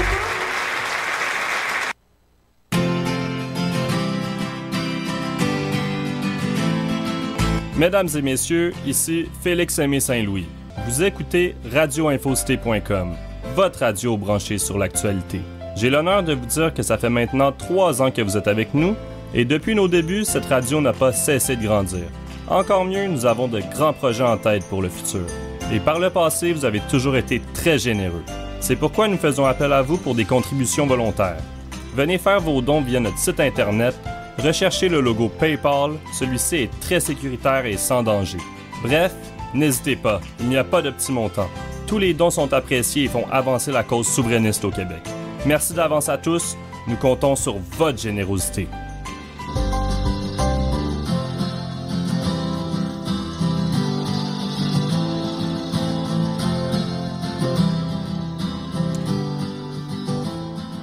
Et nous sommes de retour, mesdames et messieurs, à votre journal du soir en ce mardi qui approche 22h30. On dit qu'il va faire assez froid cette nuit. Donc, sortez pas en petite tenue dehors là, pour aller fumer. Là. Faites pas ça là, cette nuit. Là. Carl, toujours là? Oui, toujours au poste. Toujours au poste, cher Carl Brochu. C'est un 7 mai 1837, mon Carl. Louis-Joseph Papineau a été choisi comme chef des Patriotes lors d'une assemblée réunissant 1200 personnes. C'est un 7 mai 1837. En 1965, le Nouveau-Brunswick refuse la Confédération en 1865. Et en 1999, costumé en cuistot bénévole au Chic Resto Pop à Montréal, le ministre Stéphane Dion a été entarté. Ah, ça, c'est une grande nouvelle, mesdames et messieurs. Le gouvernement Jean Charest renonce en 2007 à vendre pour le développement immobilier des terrains du parc du Mont-Offord. C'est les éphémérides d'aujourd'hui. Merci à ce cher Yvon Gay. Moi, je trouvais que c'était une candidature vraiment... Elle rentrait dans le débat de la laïcité. Puis je trouvais que moi, si j'avais été à Trois-Rivières, j'aurais voté pour une femme comme elle. Mais on dirait que les Québécois... c'est toi qui le dis aussi... on fait souvent référence à son style tranché, mais elle a une expérience de vie, elle. Ses parents, son père, je pense, c'est un intellectuel algérien, puis elle a vécu là, la montée de l'intégrisme religieux. Puis elle a adopté le Québec, puis elle cherche à nous informer le mieux possible sur les dérives que peuvent provoquer certains mouvements qui se passent surtout à Montréal. Antoine Dubé nous l'a dit tantôt. C'est pas à Québec qu'ils vivent encore beaucoup ce phénomène-là. C'est vraiment un Québec à 2 vitesses là-dessus. Puis, ils n'ont pas tort. Ils n'ont pas bien de communautés culturelles qui portent des signes religieux dans la région de Québec. En tout cas, il ne doit pas en avoir beaucoup. Là. Il y en a peut-être. Là. Je sais pas, je vis pas là. Ça fait un bon bout de temps que je suis pas allé à Québec. Est-ce qu'il y en a beaucoup? Toi, tu viens de là? Oui, ben je vais régulièrement. Je te dirais que le phénomène et surtout les musulmans de Québec, de la région de Québec, sont surtout situés aux alentours de l'Université Laval. Mm-hmm. Puis l'université, oui, déjà. Du campus universitaire, probablement. Puis le reste est saupoudré dans la haute population francophone. Donc, c'est assez tissé serré à Québec. C'est pas comme dans une grande ville comme Montréal. Ouais. À Québec, tu peux pas faire deux, trois méchants coups puis penser que le monde se connaît plus. Quand tu vas veiller à Québec dans un bar, tu rencontres plusieurs personnes que tu connais. C'est des choses, là. Mais c'est ça, pour revenir à Mme Benhabib, moi, je l'adore, cette femme-là. Je trouve que vraiment, elle explique tout ce qu'elle a dit jusqu'à maintenant. Puis on regarde ce qui se passe en France, puis en Europe, puis on voit tout à Londres, au Royaume-Uni aussi. C'est vraiment particulier. Il y a des no-go zones là, qui... on veut pas voir apparaître ça au Québec. Puis, en tout cas, c'est une dérive que l'île de Montréal est en train de prendre. Puis moi, je pense qu'on a encore tous les outils, puis Legault les a. Moi, je pense que c'est un autre là, des volets que M. Legault devrait faire, s'occuper de Montréal. Puis de vraiment tout ce que les politiciens libéraux ont voulu donner comme statut à cette ville-là, il faut arrêter ça. Puis il faut les remettre au pas du Québec. Puis ça se fait pas en... Il y a beaucoup de travail à faire sur l'île de Montréal pour remettre de l'ordre là-dedans. Puis c'est... Bon, ben, Carl, je pense qu'on t'a perdu. Il y a Patrick Sénaud qui veut se brancher. Je pense qu'il est déjà là. Donc, je vais te demander, Carl, de te rebrancher. Je ne sais pas, tu viens de disparaître tout d'un coup. Je ne sais pas si Patrick m'entend. Est-ce que tu m'entends, Patrick? Oui. Comment ça va ce soir? Ça va bien. Il y a Carl Brochu, là. Carl, on a perdu Carl. J'imagine qu'il va se rebrancher. Jean-Marc soit aux aguets, là, reste aux aguets pour que tu puisses recevoir Carl Brochu, parce que probablement que Patrick, quand tu es arrivé, t'as peut-être coupé, t'as peut-être donné une jambette à Carl, mais reste bien assis sur ton fauteuil, parce que Carl, c'est quelqu'un qui peut se relever et puis revenir à tout moment. Donc, comment ça va, mon cher Patrick, ce soir? Ça va bien. Ça va bien. Je sais que tu veux nous parler du dossier de la DPJ. Je pense que l'histoire de la petite fille la semaine dernière t'a vraiment, disons, touché, affecté. Qu'est-ce que, à mon sens, là, ben toi, je sais que ça vient te chercher, mais qu'est-ce qu'on peut faire? Ben, c'est un dossier, là... On se rappelle, là, on se rappelle d'Aurore l'enfant martyr que c'est arrivé. Ouais. Ça va faire 100 ans, là. En 2020, excuse, je pense que Carl est revenu, Patrick. Est-ce que tu es là, Carl? Oui, salut les gars. Salut Patrick. Salut, ça va. OK, donc reviens. OK, c'est bon. Excuse-nous, Carl. C'est arrivé comme ça, quand Patrick est arrivé, mais là, je pense que Jean-Marc a tout rétabli. Donc, je t'écoute, mon cher Patrick. Oui, c'est ça. Ça va faire 100 ans, l'histoire de la petite Aurore. Moi, ce que j'en viens pas. Je peux pas concevoir première des choses, la commission, l'école s'est pas réveillée quand ils ont vu que la petite allait plus à l'école. Deuxième des choses, ceux qui s'occupaient du dossier de la petite, qu'est-ce qu'ils ont fait, puis d'analyser, puis de dire, OK, ce père-là, cette mère-là sont indignes d'avoir des enfants, puis on les sort. Mais comment se fait-il qu'une chose pareille peut arriver aujourd'hui? Il y a beaucoup de facteurs, Patrick et Carl, qui viennent s'entrecroiser. C'est-à-dire, il y a l'école, il y a les parents, il y a la DPJ, il y a le voisinage, hein, qu'il ne faut pas négliger non plus. Il y a la famille, les oncles, les tantes, puis ça, de la famille des deux côtés, même si c'était... Tu sais, parce que quand tu parlais de l'histoire d'Aurore l'enfant martyr, c'est assez similaire. C'était le père avec sa belle-mère, donc sa nouvelle blonde, donc la belle-mère de la petite fille. Aurore l'enfant martyr, c'était la même chose. Et quand j'ai vu la semaine dernière qu'il lui avait coupé les cheveux pour qu'elle allait d'un petit gars, il est arrivé à la même chose à Aurore l'enfant martyr. Je sais pas s'il avait... Je sais pas s'il avait écouté le film et il voulait en faire une Aurore, là, mais ils ont quand même pas mal réussi réussi parce qu'elle a subi le même sort que la petite Aurore d'Enfant Martyr, qui fait que... Non, mais tu Ouais. vois l'histoire, là, l'histoire de la petite, là, écoute, le père était pas là. Le père, il travaillait comme 7 jours sur 7. Puis la petite était tout le temps toute seule avec la belle-mère. Oui, c'est vrai. La même chose qu'avec Aurore dans Aurore l'Enfant Martyr. Le père travaillait, la petite était toute seule avec la morate. Puis elle faisait subir les pires, excusez-moi le mot, là, mais les pires calvaires qu'un enfant. Ben oui. Les pires calvaires qu'un enfant peut subir. Tu sais, je ferais même pas ça. J'aurais un enfant, puis je le ferais pas. Là. Ouais, mais écoute, moi, je pense que ça illustre la société dans laquelle on vit. Là. Quand le voisinage, on l'a su par après qu'elle allait fouiller dans les ordures pour manger, le soir à minuit, il y a quelque chose qui ne marche pas là-dedans. Et puis là, il y a la DPJ là-dedans qui, depuis un bout de temps, c'est ce qu'on me dit, en fait, parce que je connais pas beaucoup la DPJ. Par mon travail, je connais un peu ça. Je connais des gens qui sont là-dedans, là, dans ce domaine-là, mais non pas dans le domaine, mais qui sont gérés par la DPJ. Mais on aime mieux toujours mettre des enfants dans leur famille pour ne pas les traumatiser. Encore moins. C'est la nouvelle version de ce que le gouvernement voulait. Là. Ouais. Parce que là, il va y avoir une nouvelle étape. Ils vont faire une analyse là, pour voir justement ça. Mais ce qu'ils veulent faire, c'est... Ce qu'ils faisaient, c'est qu'ils favorisaient le maintien de l'enfant dans son milieu naturel. Oui.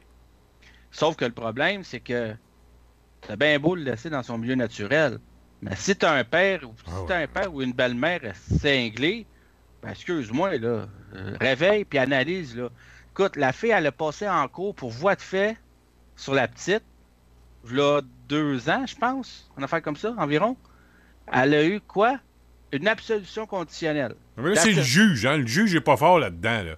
On a bien beau, disons, identifier le voisinage, la famille, l'école, la DPJ, mais le juge là-dedans, là, il fait quoi, lui, là?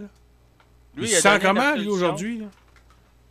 Lui, il a donné l'absolution, il a dit c'est beau, il dit c'est sa première offense. Alors, elle a sûrement appris, elle ne le fera pas. Voyons donc, ça marche pas de même. Là. Carl, comment tu vois ça, toi? Je suis très peu informé du dossier, les gars. J'ai pas osé lire tout ce... je vous écoute attentivement. On a dit qu'on parlerait des sondages par la suite. On va y revenir. Oui, je vous écoute. Mais Patrick, j'étais un petit peu dans la même position que Carl. Parce qu'un dossier comme ça, moi, je peux te dire, Patrick, là, ça m'écoeure tellement, là, que, tu sais, bon, elle est décédée, la petite, et puis, qu'est-ce que tu veux qu'on fasse pour elle? Elle, il est trop tard, là. Mais elle est trop tard. Elle, il est trop tard. Mais il peut y en avoir d'autres. Et là, c'est, tu sais, on peut faire quoi, là? Je sais pas. Là, ce qu'il faut faire, c'est pas compliqué, là. C'est sortir le dossier de la DPJ du carcan là, du ministère de la Santé, là, le mettre à part, investir de l'argent, former des psychologues, former des travailleurs sociaux qui vont analyser les dossiers, puis qui vont, dès qu'ils vont avoir une lumière ou quelque chose qui va allumer, qui va dire hey, c'est dangereux. Oui, je comprends, mais on n'a pas assez de psychologues, puis de travailleurs sociaux, puis de choix dans tout. On en engage? On engage. Il y en a des milliers, des psychologues, des travailleurs sociaux. On en engage là, partout. C'est peut-être la structure qui est trop grosse. Je sais pas, là, je pose la question. C'est la nouvelle façon. On aime mieux mettre les enfants dans leur famille, même s'ils sont maltraités. C'est bizarre comme comportement de société. En tout cas, je me questionne en maudit. Mais excepté que j'ai hâte de voir la suite là-dedans, mais est-ce que puis on va passer au prochain sujet après, parce qu'il va y avoir des élections fédérales, il y a un sondage qui est sorti hier, on en parlera. Est-ce que tu penses qu'il va y avoir des suites à ça? Ben là, c'est sûr que là, il va y avoir l'enquête. Là, il y a l'enquête du coroner. Il va y avoir le procès. Il y aurait une possibilité d'une enquête publique du coroner, mais on peut pas parce qu'il faut attendre. On peut pas la faire en même temps que le procès. Il y a ça aussi. Faut attendre. Puis, il y aurait la possibilité d'une commission parlementaire à l'Assemblée nationale où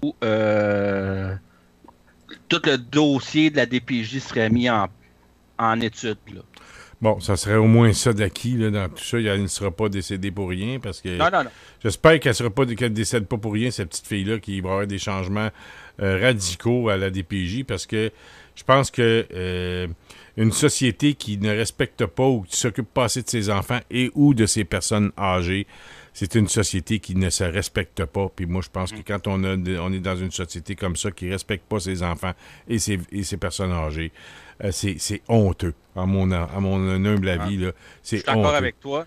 Et ce que je veux faire, c'est souhaiter mes sympathies à la famille. Ah ben oui, c'est évident. Puis ils ont un ange qui va les protéger du ciel. Puis en espérant que ce geste-là va allumer des lumières pour le futur. Mais oui, tout à fait.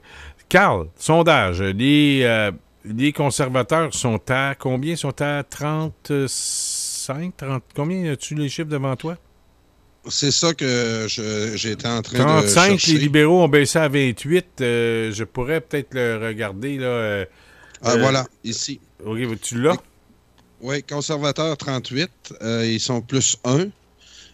Libéraux 25 moins 3 le NPD 18 plus 1. Ensuite, le Parti vert qui fait une montée de plus 3 à 11 Et le Bloc québécois, là, on dit qu'au Québec, il est aux alentours de 23 Puis au Québec, les libéraux sont à combien? Bonne question. 2 petites secondes, je l'ai dans un autre. Continue, là, je vais te le chercher. Parce que les libéraux étaient à 42 aux dernières élections au Québec. Les conservateurs étaient, je me souviens plus combien, mais actuellement, je pense que les conservateurs ont devancé le Bloc québécois. Ils sont à 25 environ au Québec. Et le NPD, écoute, ça, c'est la débâcle au NPD. Je pense que seulement que dans Rosemont qu'ils vont faire élire un député. Ou peut-être, j'ai entendu parler de Sainte-Marie. Sainte-Marie, que le NPD serait en avance. Donc, il y aurait 1 ou 2 députés au NPD au Québec. Et il y a les libéraux, je ne sais pas, est-ce que tu as trouvé le... Non, je ne l'ai pas, François. Patrick, est-ce que tu le saurais, toi, de ton côté? Non, j'ai pas vu, là, mais moi, je vais te dire... le Parti vert, là, si ça commence à déboucher dans les provinces, je me dis qu'au Québec, ça va débloquer aussi. Là. Je pense que tu touches un point parce que... T'as juste à regarder l'élection partielle dans Outremont. Le résultat du Parti vert à l'élection de la partielle dans Outremont. Je pense qu'ils ont terminé deuxième. Est-ce que c'est possible? Je me souviens pas exactement le nombre. Là. Ils ont fini combien dans Outremont, Patrick? Est-ce que tu te souviens? Je peux aller voir, là. Si tu as le temps d'aller voir, là, parce que encore une fois, c'était une bonne indication. Et le problème qu'il y a, c'est que l'ex-député du Bloc québécois qui était avec nous tantôt, Antoine Dubé, nous disait que Trudeau, sa carte qui pourrait jouer, puis je pense que c'est ça, je pense qu'il a raison, la carte qu'il pourrait jouer, c'est la carte environnementaliste. Et à ce niveau-là, les Verts marquent des points et on dit... Puis, vous savez, tout se retouche, hein, tout se recoupe au niveau du Parti vert, de Québec solidaire NPD, c'est la même chose, et les libéraux. Et que Trudeau, c'est Luc Lavoie, les grands analystes de ce monde, disent que en bout de ligne, pour ne pas avoir les conservateurs, ces gens-là vont aller se réfugier chez Justin Trudeau. Est-ce qu'ils vont le faire? Et j'ai un petit peu de difficulté. Je pense que cette fois-ci, c'est pas gagné d'avance pour Trudeau parce que les Verts ont commencé, comme je disais, je pense que tu m'as entendu pendant qu'on parlait à M. Dubé, à Patrick, l'appétit vient en mangeant. Et quand tu as des députés, ben là, les gens disent « Bon, ils ont des chances, ça fait qu'on va voter pour. » Fait que Trudeau pourrait peut-être avoir de la difficulté à réunifier tout ce vote-là pour battre les méchants conservateurs. Et je pense que là, ça devient un sérieux problème parce que les Verts commencent à monter. Pourquoi? À cause des changements, des fameux changements climatiques, du fameux réchauffement de la planète, les inondations. C'est à cause des changements climatiques. On dit jamais que... Tu vois, là? Oui? Tu vois, j'ai dit les résultats. Tu vois, le Parti libéral, c'est fini avec 40,4 %. Le Bloc a fini à 11,2 %. Le Parti vert a fini à 12,9 %. Et puis les NPD? Le NPD, 26,1 %. Il avait fini deuxième, mais les Verts ont fini troisième. Ce qui fait que c'est à 12 % en avant du Bloc québécois. Carl, les Verts peuvent-tu faire mal à Trudeau? Non, c'est Trudeau qui va aller les chercher. Moi, là, c'est la seule carte qui reste dans la poche de M. Trudeau, là, de montrer que le Canada va protéger l'ensemble des Canadiens, là, puis son environnement. C'est la carte qui va jouer. Il laisse Scheer présenter son plan vert. Puis, je pense que on va voir le nouveau Trudeau là après les vacances d'été. On va essayer de pousser là dans comment je pourrais te dire, c'est le sujet. Le Bloc québécois le voit venir.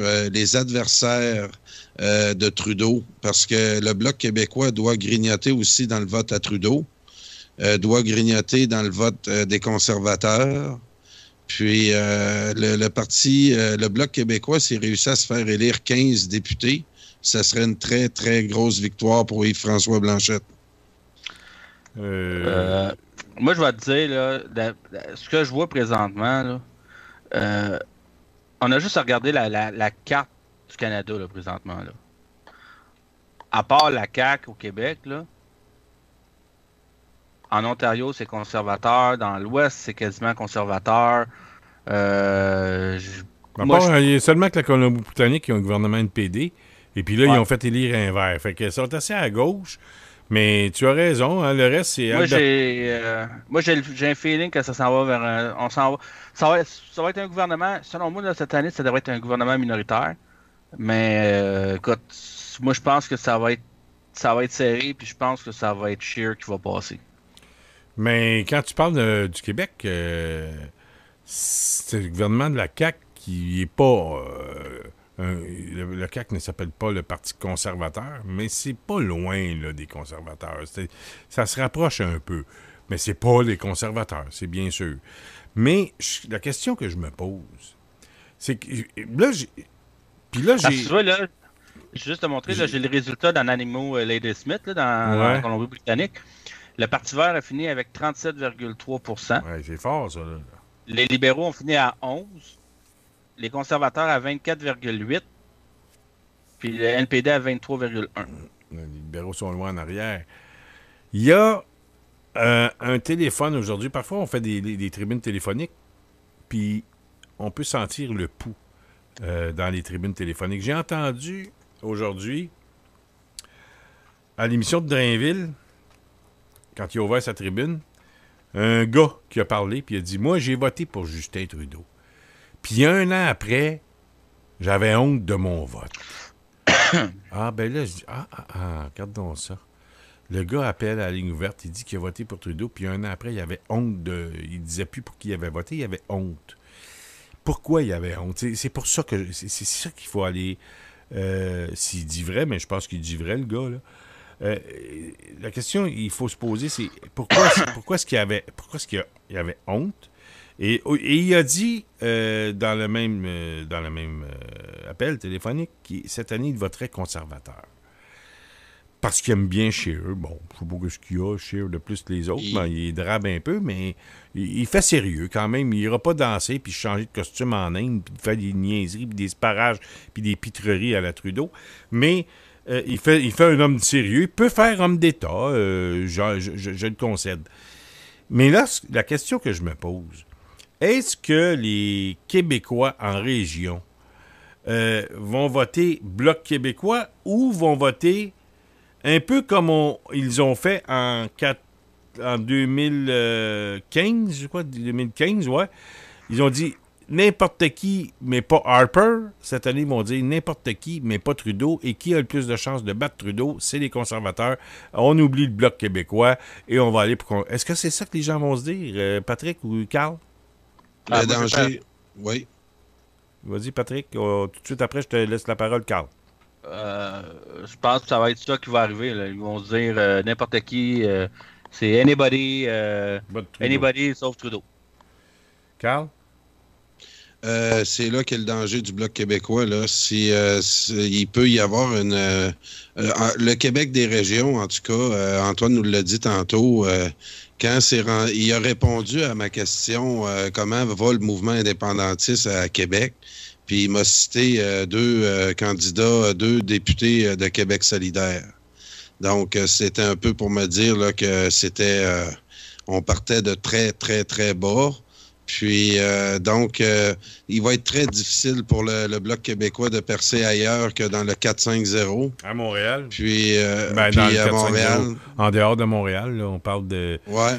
Ben écoute, il faut se dire une chose hein, dans l'analyse. Faut pas oublier qu'à Montréal, il y a eu 2 députés de la CAQ qui se sont fait élire dans Bourgette et dans Pointe-aux-Trembles. Oui. Fait que le vote conservateur et le vote des régions, puis si tu inclus la laïcité là-dedans et tout ça, là, j'ai comme l'impression que les Québécois vont peut-être vouloir voter pour les conservateurs. Je sais pas, là, il y a quelque chose qui me dit ça, là, pour planter Trudeau. Puis le Bloc, Mais, tu sais, je sais, moi, tu sais, il y a eu un moment donné, on s'est parlé, puis, tu sais, Carl, il me demandait pour qui j'allais voter à la prochaine élection. Puis j'ai dit que je savais pas pour qui j'allais voter. Et que je savais pas si j'allais voter Bloc ou si j'allais voter conservateur ou pas. Mais je suis pas encore... au fédéral, je suis pas encore décidé. T'es pas décidé encore? Moi, je pense que... Ah non, moi, écoute, je me dis qu'il faut qu'on se débarrasse de Trudeau. Fait que... moi, la seule manière que je vois qu'on peut se débarrasser de Trudeau, c'est conservateur. Puis, faut se rappeler, là, dans le temps, là... mettons, dans le temps que le Bloc n'était pas là, au Québec, là, on votait, quand il y avait les 2 partis, là, on votait, exemple, moi, je votais Parti québécois au provincial, puis au fédéral, je votais conservateur. Parce qu'il y avait, c'était ça, là, dans le temps. Oui, dans le temps, oui. Mais, tu sais, je veux dire, je sais pas, si on veut vraiment se débarrasser de Trudeau, la seule manière que je le vois, c'est que ça va passer par Scheer. C'est ça qui va arriver. Mais ça va être un gouvernement minoritaire, selon moi. Ouais, 2 questions avant de passer à Carl, Patrick. Ton choix pour voter aux prochaines élections, mois d'octobre prochain, je ne sais pas quelle date, le 7, le 1er, je ne sais pas trop quoi. Là. Est-ce que ça sera entre le Bloc et les conservateurs? J'ai 3 choix, là, présentement. OK, c'est quoi? C'est conservateur, Bloc ou j'annule mon vote. OK, donc il n'y a aucunement question que tu votes NPD ou Vert ou... c'est pas ton genre, je te connais. Là. Donc, ça serait Bloc... Ah non, Vert, je veux dire, je suis pour l'environnement, mais là, je suis pas viré vegan, là, je commencerai pas à manger de la luzerne puis du gazon puis je veux bien, là, à un moment donné, il y a des limites à nous faire le lavage de cerveau. Là. Ouais, mais je veux dire, moi, je suis comme pris entre 3. Je suis pris entre 3 décisions. Soit que je vote conservateur, Bloc ou j'annule mon vote. Je sais vraiment pas. Cette année, m'a dire, au fédéral, il y a quelque chose qui fait que... C'est sûr que le dossier SNC-Lavalin me bug un peu aussi. Là. Ça... Qui fait que je suis comme plus tenté d'aller du côté conservateur, là, mais on va voir. Carl? Hey, Patrick, j'aimerais avoir ton opinion sur le Parti québécois va sûrement déposer un mémoire là, pour le projet de loi 21. C'est quoi tu t'attends pour que le Parti québécois là, puisse tirer son épingle du jeu dans ce débat-là? Tu veux avoir mon avis? Oui. Moi, je prends pas position pantoute sur le dossier. Non, le Parti québécois. Je sais pas. Je suis pas au courant. Je suis pas au courant de la proposition je suis pas au courant de la proposition qu'ils vont présenter, de la position. Je suis pas au courant. Puis deuxième des choses, j'ai décidé de ne pas prendre position dans ce dossier-là. OK, pourquoi? Là, je trouve que c'est du brassage de marde pour rien. Là, c'est qui va gagner, puis qui va ci, puis là, il y en a un bord, c'est des racistes, l'autre bord, c'est des mangeurs de marde, puis là, je veux dire, on essaie, je pense qu'on est capable de débattre intelligemment, mais là, c'est pas dans un débat intelligent qu'on s'en va. Fait que j'ai décidé de pas prendre position dans pour ou contre. Je m'abstiens dans ce dossier-là. Puis la première journée, ça a-tu été selon... j'ai même pas écouté. OK. Mais... m'a dit ce que j'ai écouté aujourd'hui, là, à la place d'écouter la commission parlementaire, j'ai écouté l'étude des crédits de l'Assemblée nationale. C'est ça que j'ai écouté aujourd'hui. OK. T'étais un vrai. Toi, t'étais l'étude des crédits de l'Assemblée nationale. Ça, c'est quand quelqu'un écoute ça, mesdames et messieurs, c'est que quelqu'un, cette personne-là, il en mange de la politique, pas à peu près. Là. Écoute l'étude des crédits, parce que moi, j'ai toujours trouvé ça tellement long, ces séances-là, parce que c'est dans Monsieur le ministre, dans combien vous allez mettre d'argent dans tel domaine. C'est ça que tu as écouté aujourd'hui? Oui. OK. Quand même, OK. C'est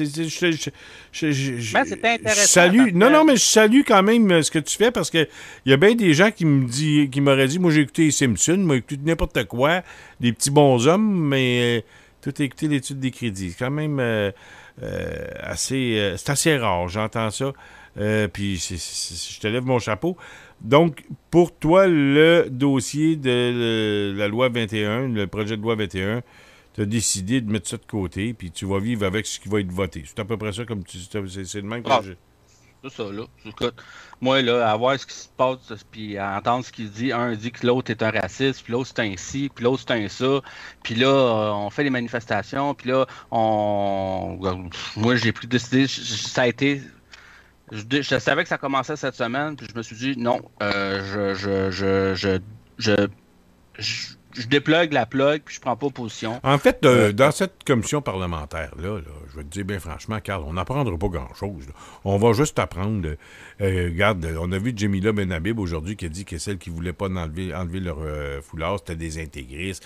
Ça va se lancer des injures. Elle a même dit que Charles Taylor allait se présenter. C'était incroyable quand Charles Taylor allait se présenter dans certaines assemblées avec des imams qui sont proches du Hezbollah. Tu sais, c'est ce qu'on va voir, là, à peu près. Là, à moins qu'il la commission parlementaire, c'est ça que ça va être. Là.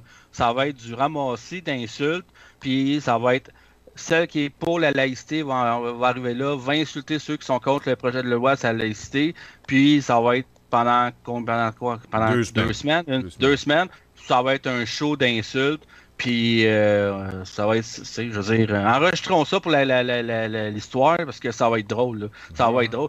Moi, là, c'est au PDP, là, mettre une arène de lutte, puis mettez-les toutes dans la même arène de lutte, puis battez-vous un puis l'autre, puis on va régler ça de même. Mais par contre, il faut se dire une chose. Hein, au début, là, il y a eu les manifestations d'Adil Sharkawi, puis ça, je pense que ça a solidifié les positions des pro-laïcité. Mais, faut pas oublier qu'au Canada anglais, il y a eu un sondage qui est sorti et que 70% des Canadiens anglais sont d'accord avec les Québécois qui, eux, sont d'accord à 70% aussi, 67-70% pour l'interdiction des signes religieux. Les Anglais du Canada sont d'accord aussi. Fait qu'il y a quand même une certaine unanimité là, au Canada, au Québec, en Europe, il y a beaucoup de pays qui veulent s'emmener sur la laïcité parce qu'en Europe, ils voient vraiment c'est quoi le problème. Eux autres, il y a des policiers qui peuvent même plus rentrer dans les quartiers. Des pompiers, il y a le feu, ils veulent plus rentrer dans les quartiers, ils vont se faire tuer. Fait qu'à un moment donné, il faut... au nom de la religion. Oui, Carl. François, je vais revenir à ce que Patrick a dit. Là, il va falloir se faire une idée. Par contre, là, François, il y a Mathieu Bock-Côté qui dit que le débat sur la laïcité, c'est un débat qu'on n'a pas le droit de manquer si on veut assurer une continuité là, dans ce qu'on est. Mm-hmm. Puis, l'autre chose, quand j'écoute Patrick... Patrick me dit qu'on va avoir des chicanes pendant 2 semaines. Moi, je suis pas d'accord. On a des intellectuels qui viennent, on les écoute. Il y a des gens un peu, on va en voir de toutes sortes, qui viennent de toutes sortes de groupes aussi. Puis, moi, je trouve que c'est un débat sain là, avant de l'adopter officiellement. Faut faire l'exercice, tu as raison. Là. Faut faire l'exercice. Mais Puis l'autre chose, par contre, que je vois dans ce que Patrick dit, puis des fois, ben c'est un peu dans nous, dans notre ADN, les Québécois, on n'aime pas la chicane. Puis il faut pas de chicane, puis quand c'est trop de chicane, ben c'est sûr que ça demande là qu'on se tienne. Des fois, moi, je te comprends, Patrick, tu nous l'as dit, que le discours à Jacques Parizeau sur le vote ethnique t'a ébranlé, puis que c'est la raison pourquoi que la souveraineté aujourd'hui ne va pas bien. Puis moi, là-dessus, je suis pas d'accord avec toi. Je pense que c'est un débat sain qu'on assiste en ce moment. La première journée, moi, j'ai écouté les discours qui s'est donné là, qu'on soit en accord ou en désaccord. On peut encore traiter de sujets religieux et identitaires sur la place publique, puis dans notre Parlement. Donc, moi, j'encourage ce genre de travail pour qu'on connaisse le fond de la pensée de tout le monde là-dedans, parce que c'est très important avant de prendre nos choix, avant de faire nos choix. En tout cas, moi, mon choix est fait. En tout cas, moi, je suis un pro-laïcité. La seule chose que j'aime pas, c'est d'enlever le crucifix à l'Assemblée nationale. Mais si on l'enlève, il faut enlever tous les autres signes religieux. Et puis ça... moi, je suis pas d'accord. Puis là-dessus, je suis pas d'accord. Quoi? Moi, je pense que le crucifix n'a pas du tout rapport en ce moment avec le débat. Puis, on essaie, je le sais, je comprends, on s'en est parlé, mais une fois le crucifix enlevé, est-ce que ça va empêcher Adil Sharkawi de prêcher dans ses mosquées à Montréal? Est-ce que ça va empêcher? Non, ça, t'as raison. T'as raison. Non, mais la raison pourquoi que la CAQ, la CAQ a dû au retrait du crucifix, c'est qu'ils ont réussi à négocier avec le Parti québécois pour avoir leur appui pour le projet de loi. C'est ça. Même s'il n'y aurait pas eu l'appui du Parti québécois, il n'y aurait pas été question que le crucifix soit enlevé à l'Assemblée nationale. C'est un point, oui. Tu as raison. C'est le PQ qui a exigé ça. Je pense bien, oui. Je suis plutôt enclin à... Moi, mes informations, le PQ a exigé la clause grand-père. Aussi. Mais j'ai pas entendu parler du crucifix ici. Les deux. Ben aussi, là, le crucifix, le PQ est d'accord à l'enlever. Québec solidaire est d'accord. La CAQ, plus ou moins. Les libéraux ont voté pour, hein, je crois. Mais ils sont abstenus. Ils sont abstenus. Ils sont partis, hein. Mais la dernière fois, ils ont voté contre. Ils ont voté pour le maintien du crucifix quand les autres ont voté contre. Ouais. Ça, c'est comme le jeu aux montagnes russes, le crucifix. Mais là-dessus, tu as un point, Carl. Ça n'empêchera jamais les Adil Sharkawi de ce monde de prêcher dans leur mosquée et de crinquer les plus ardents de leur groupe, les plus radicaux, pour faire en sorte qu'on maintienne la flamme là, de l'islam radical. Et ça, c'est jamais bon.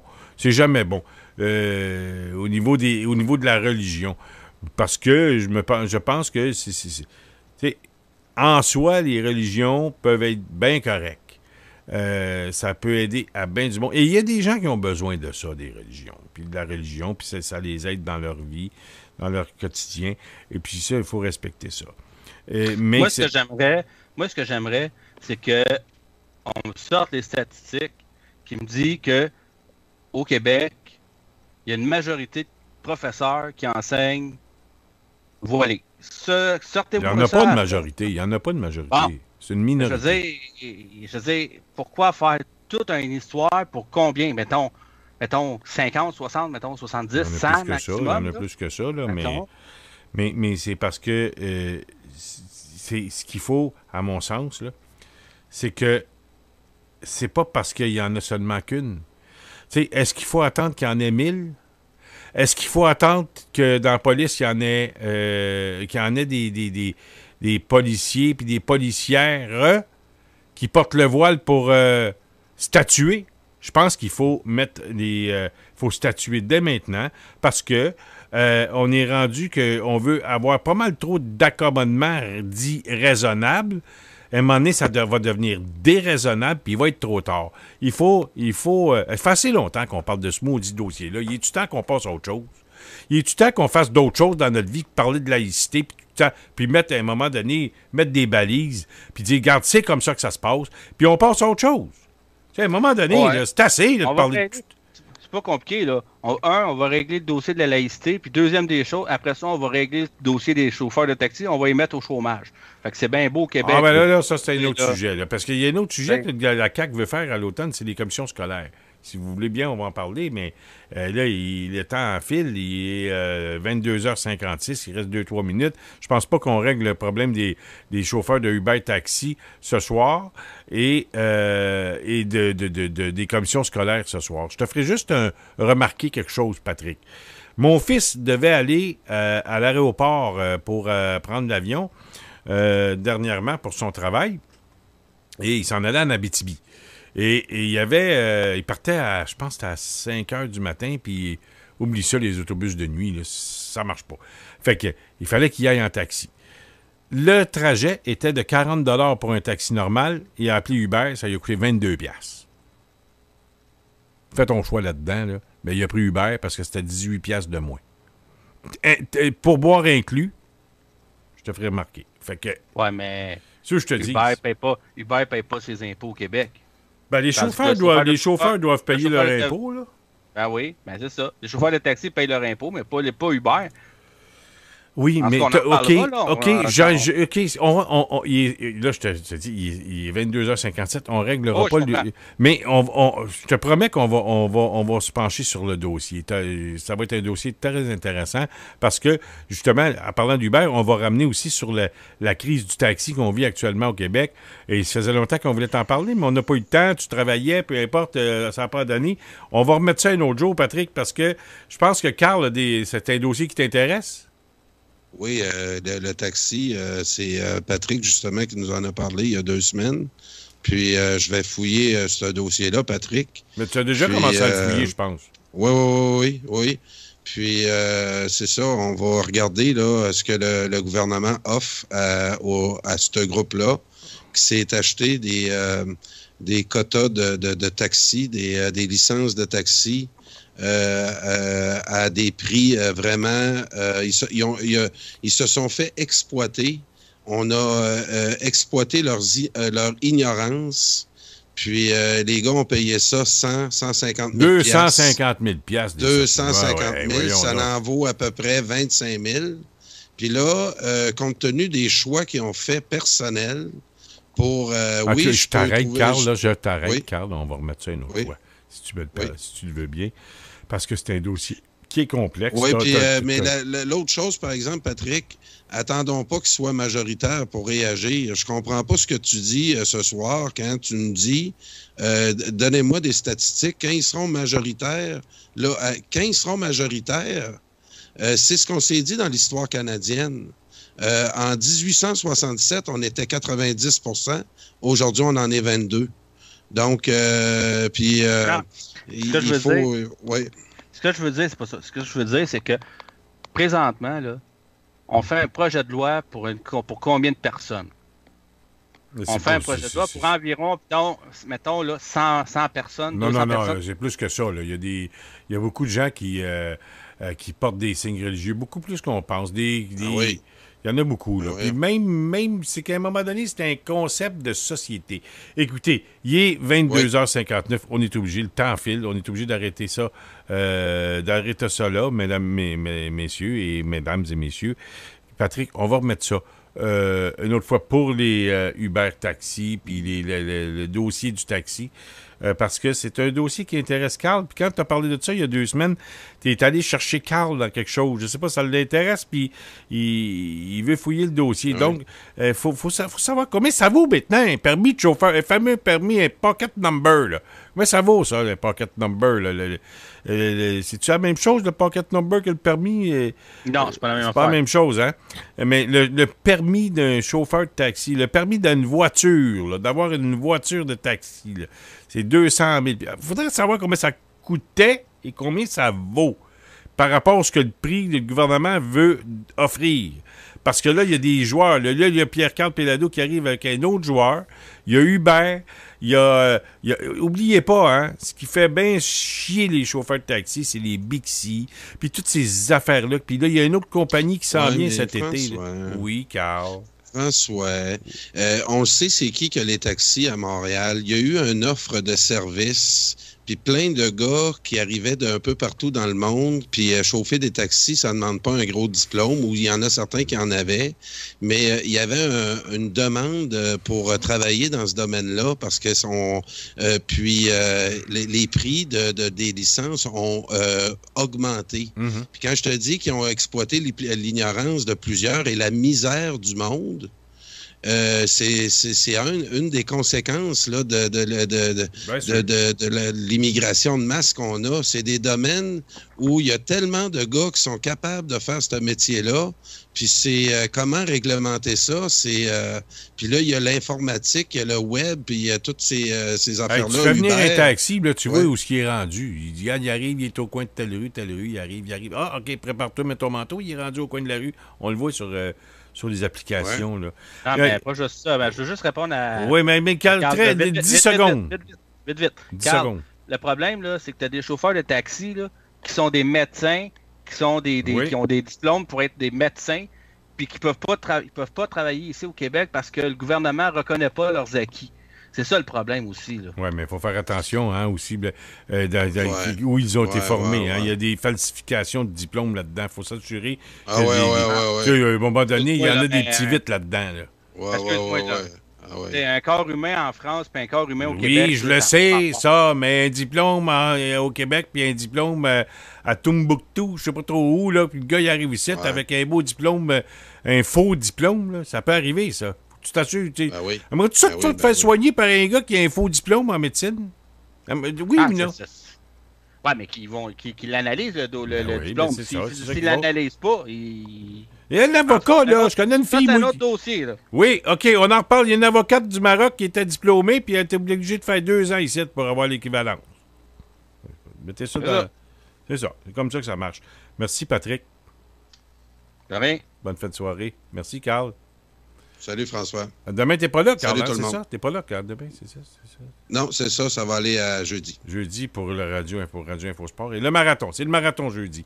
Merci. Voilà. Patrick Sénaud, Carl Brochu et l'ex-député du Bloc, Antoine Dubé. Oui, puis oubliez pas les pouces, s'il vous plaît. Oui, les pouces. Mettez des pouces. Les pouces. Sur YouTube. Oui, sur YouTube. Oui. Merci tout le monde. On se reparle demain soir. Tout ça sur radioinfocité.com.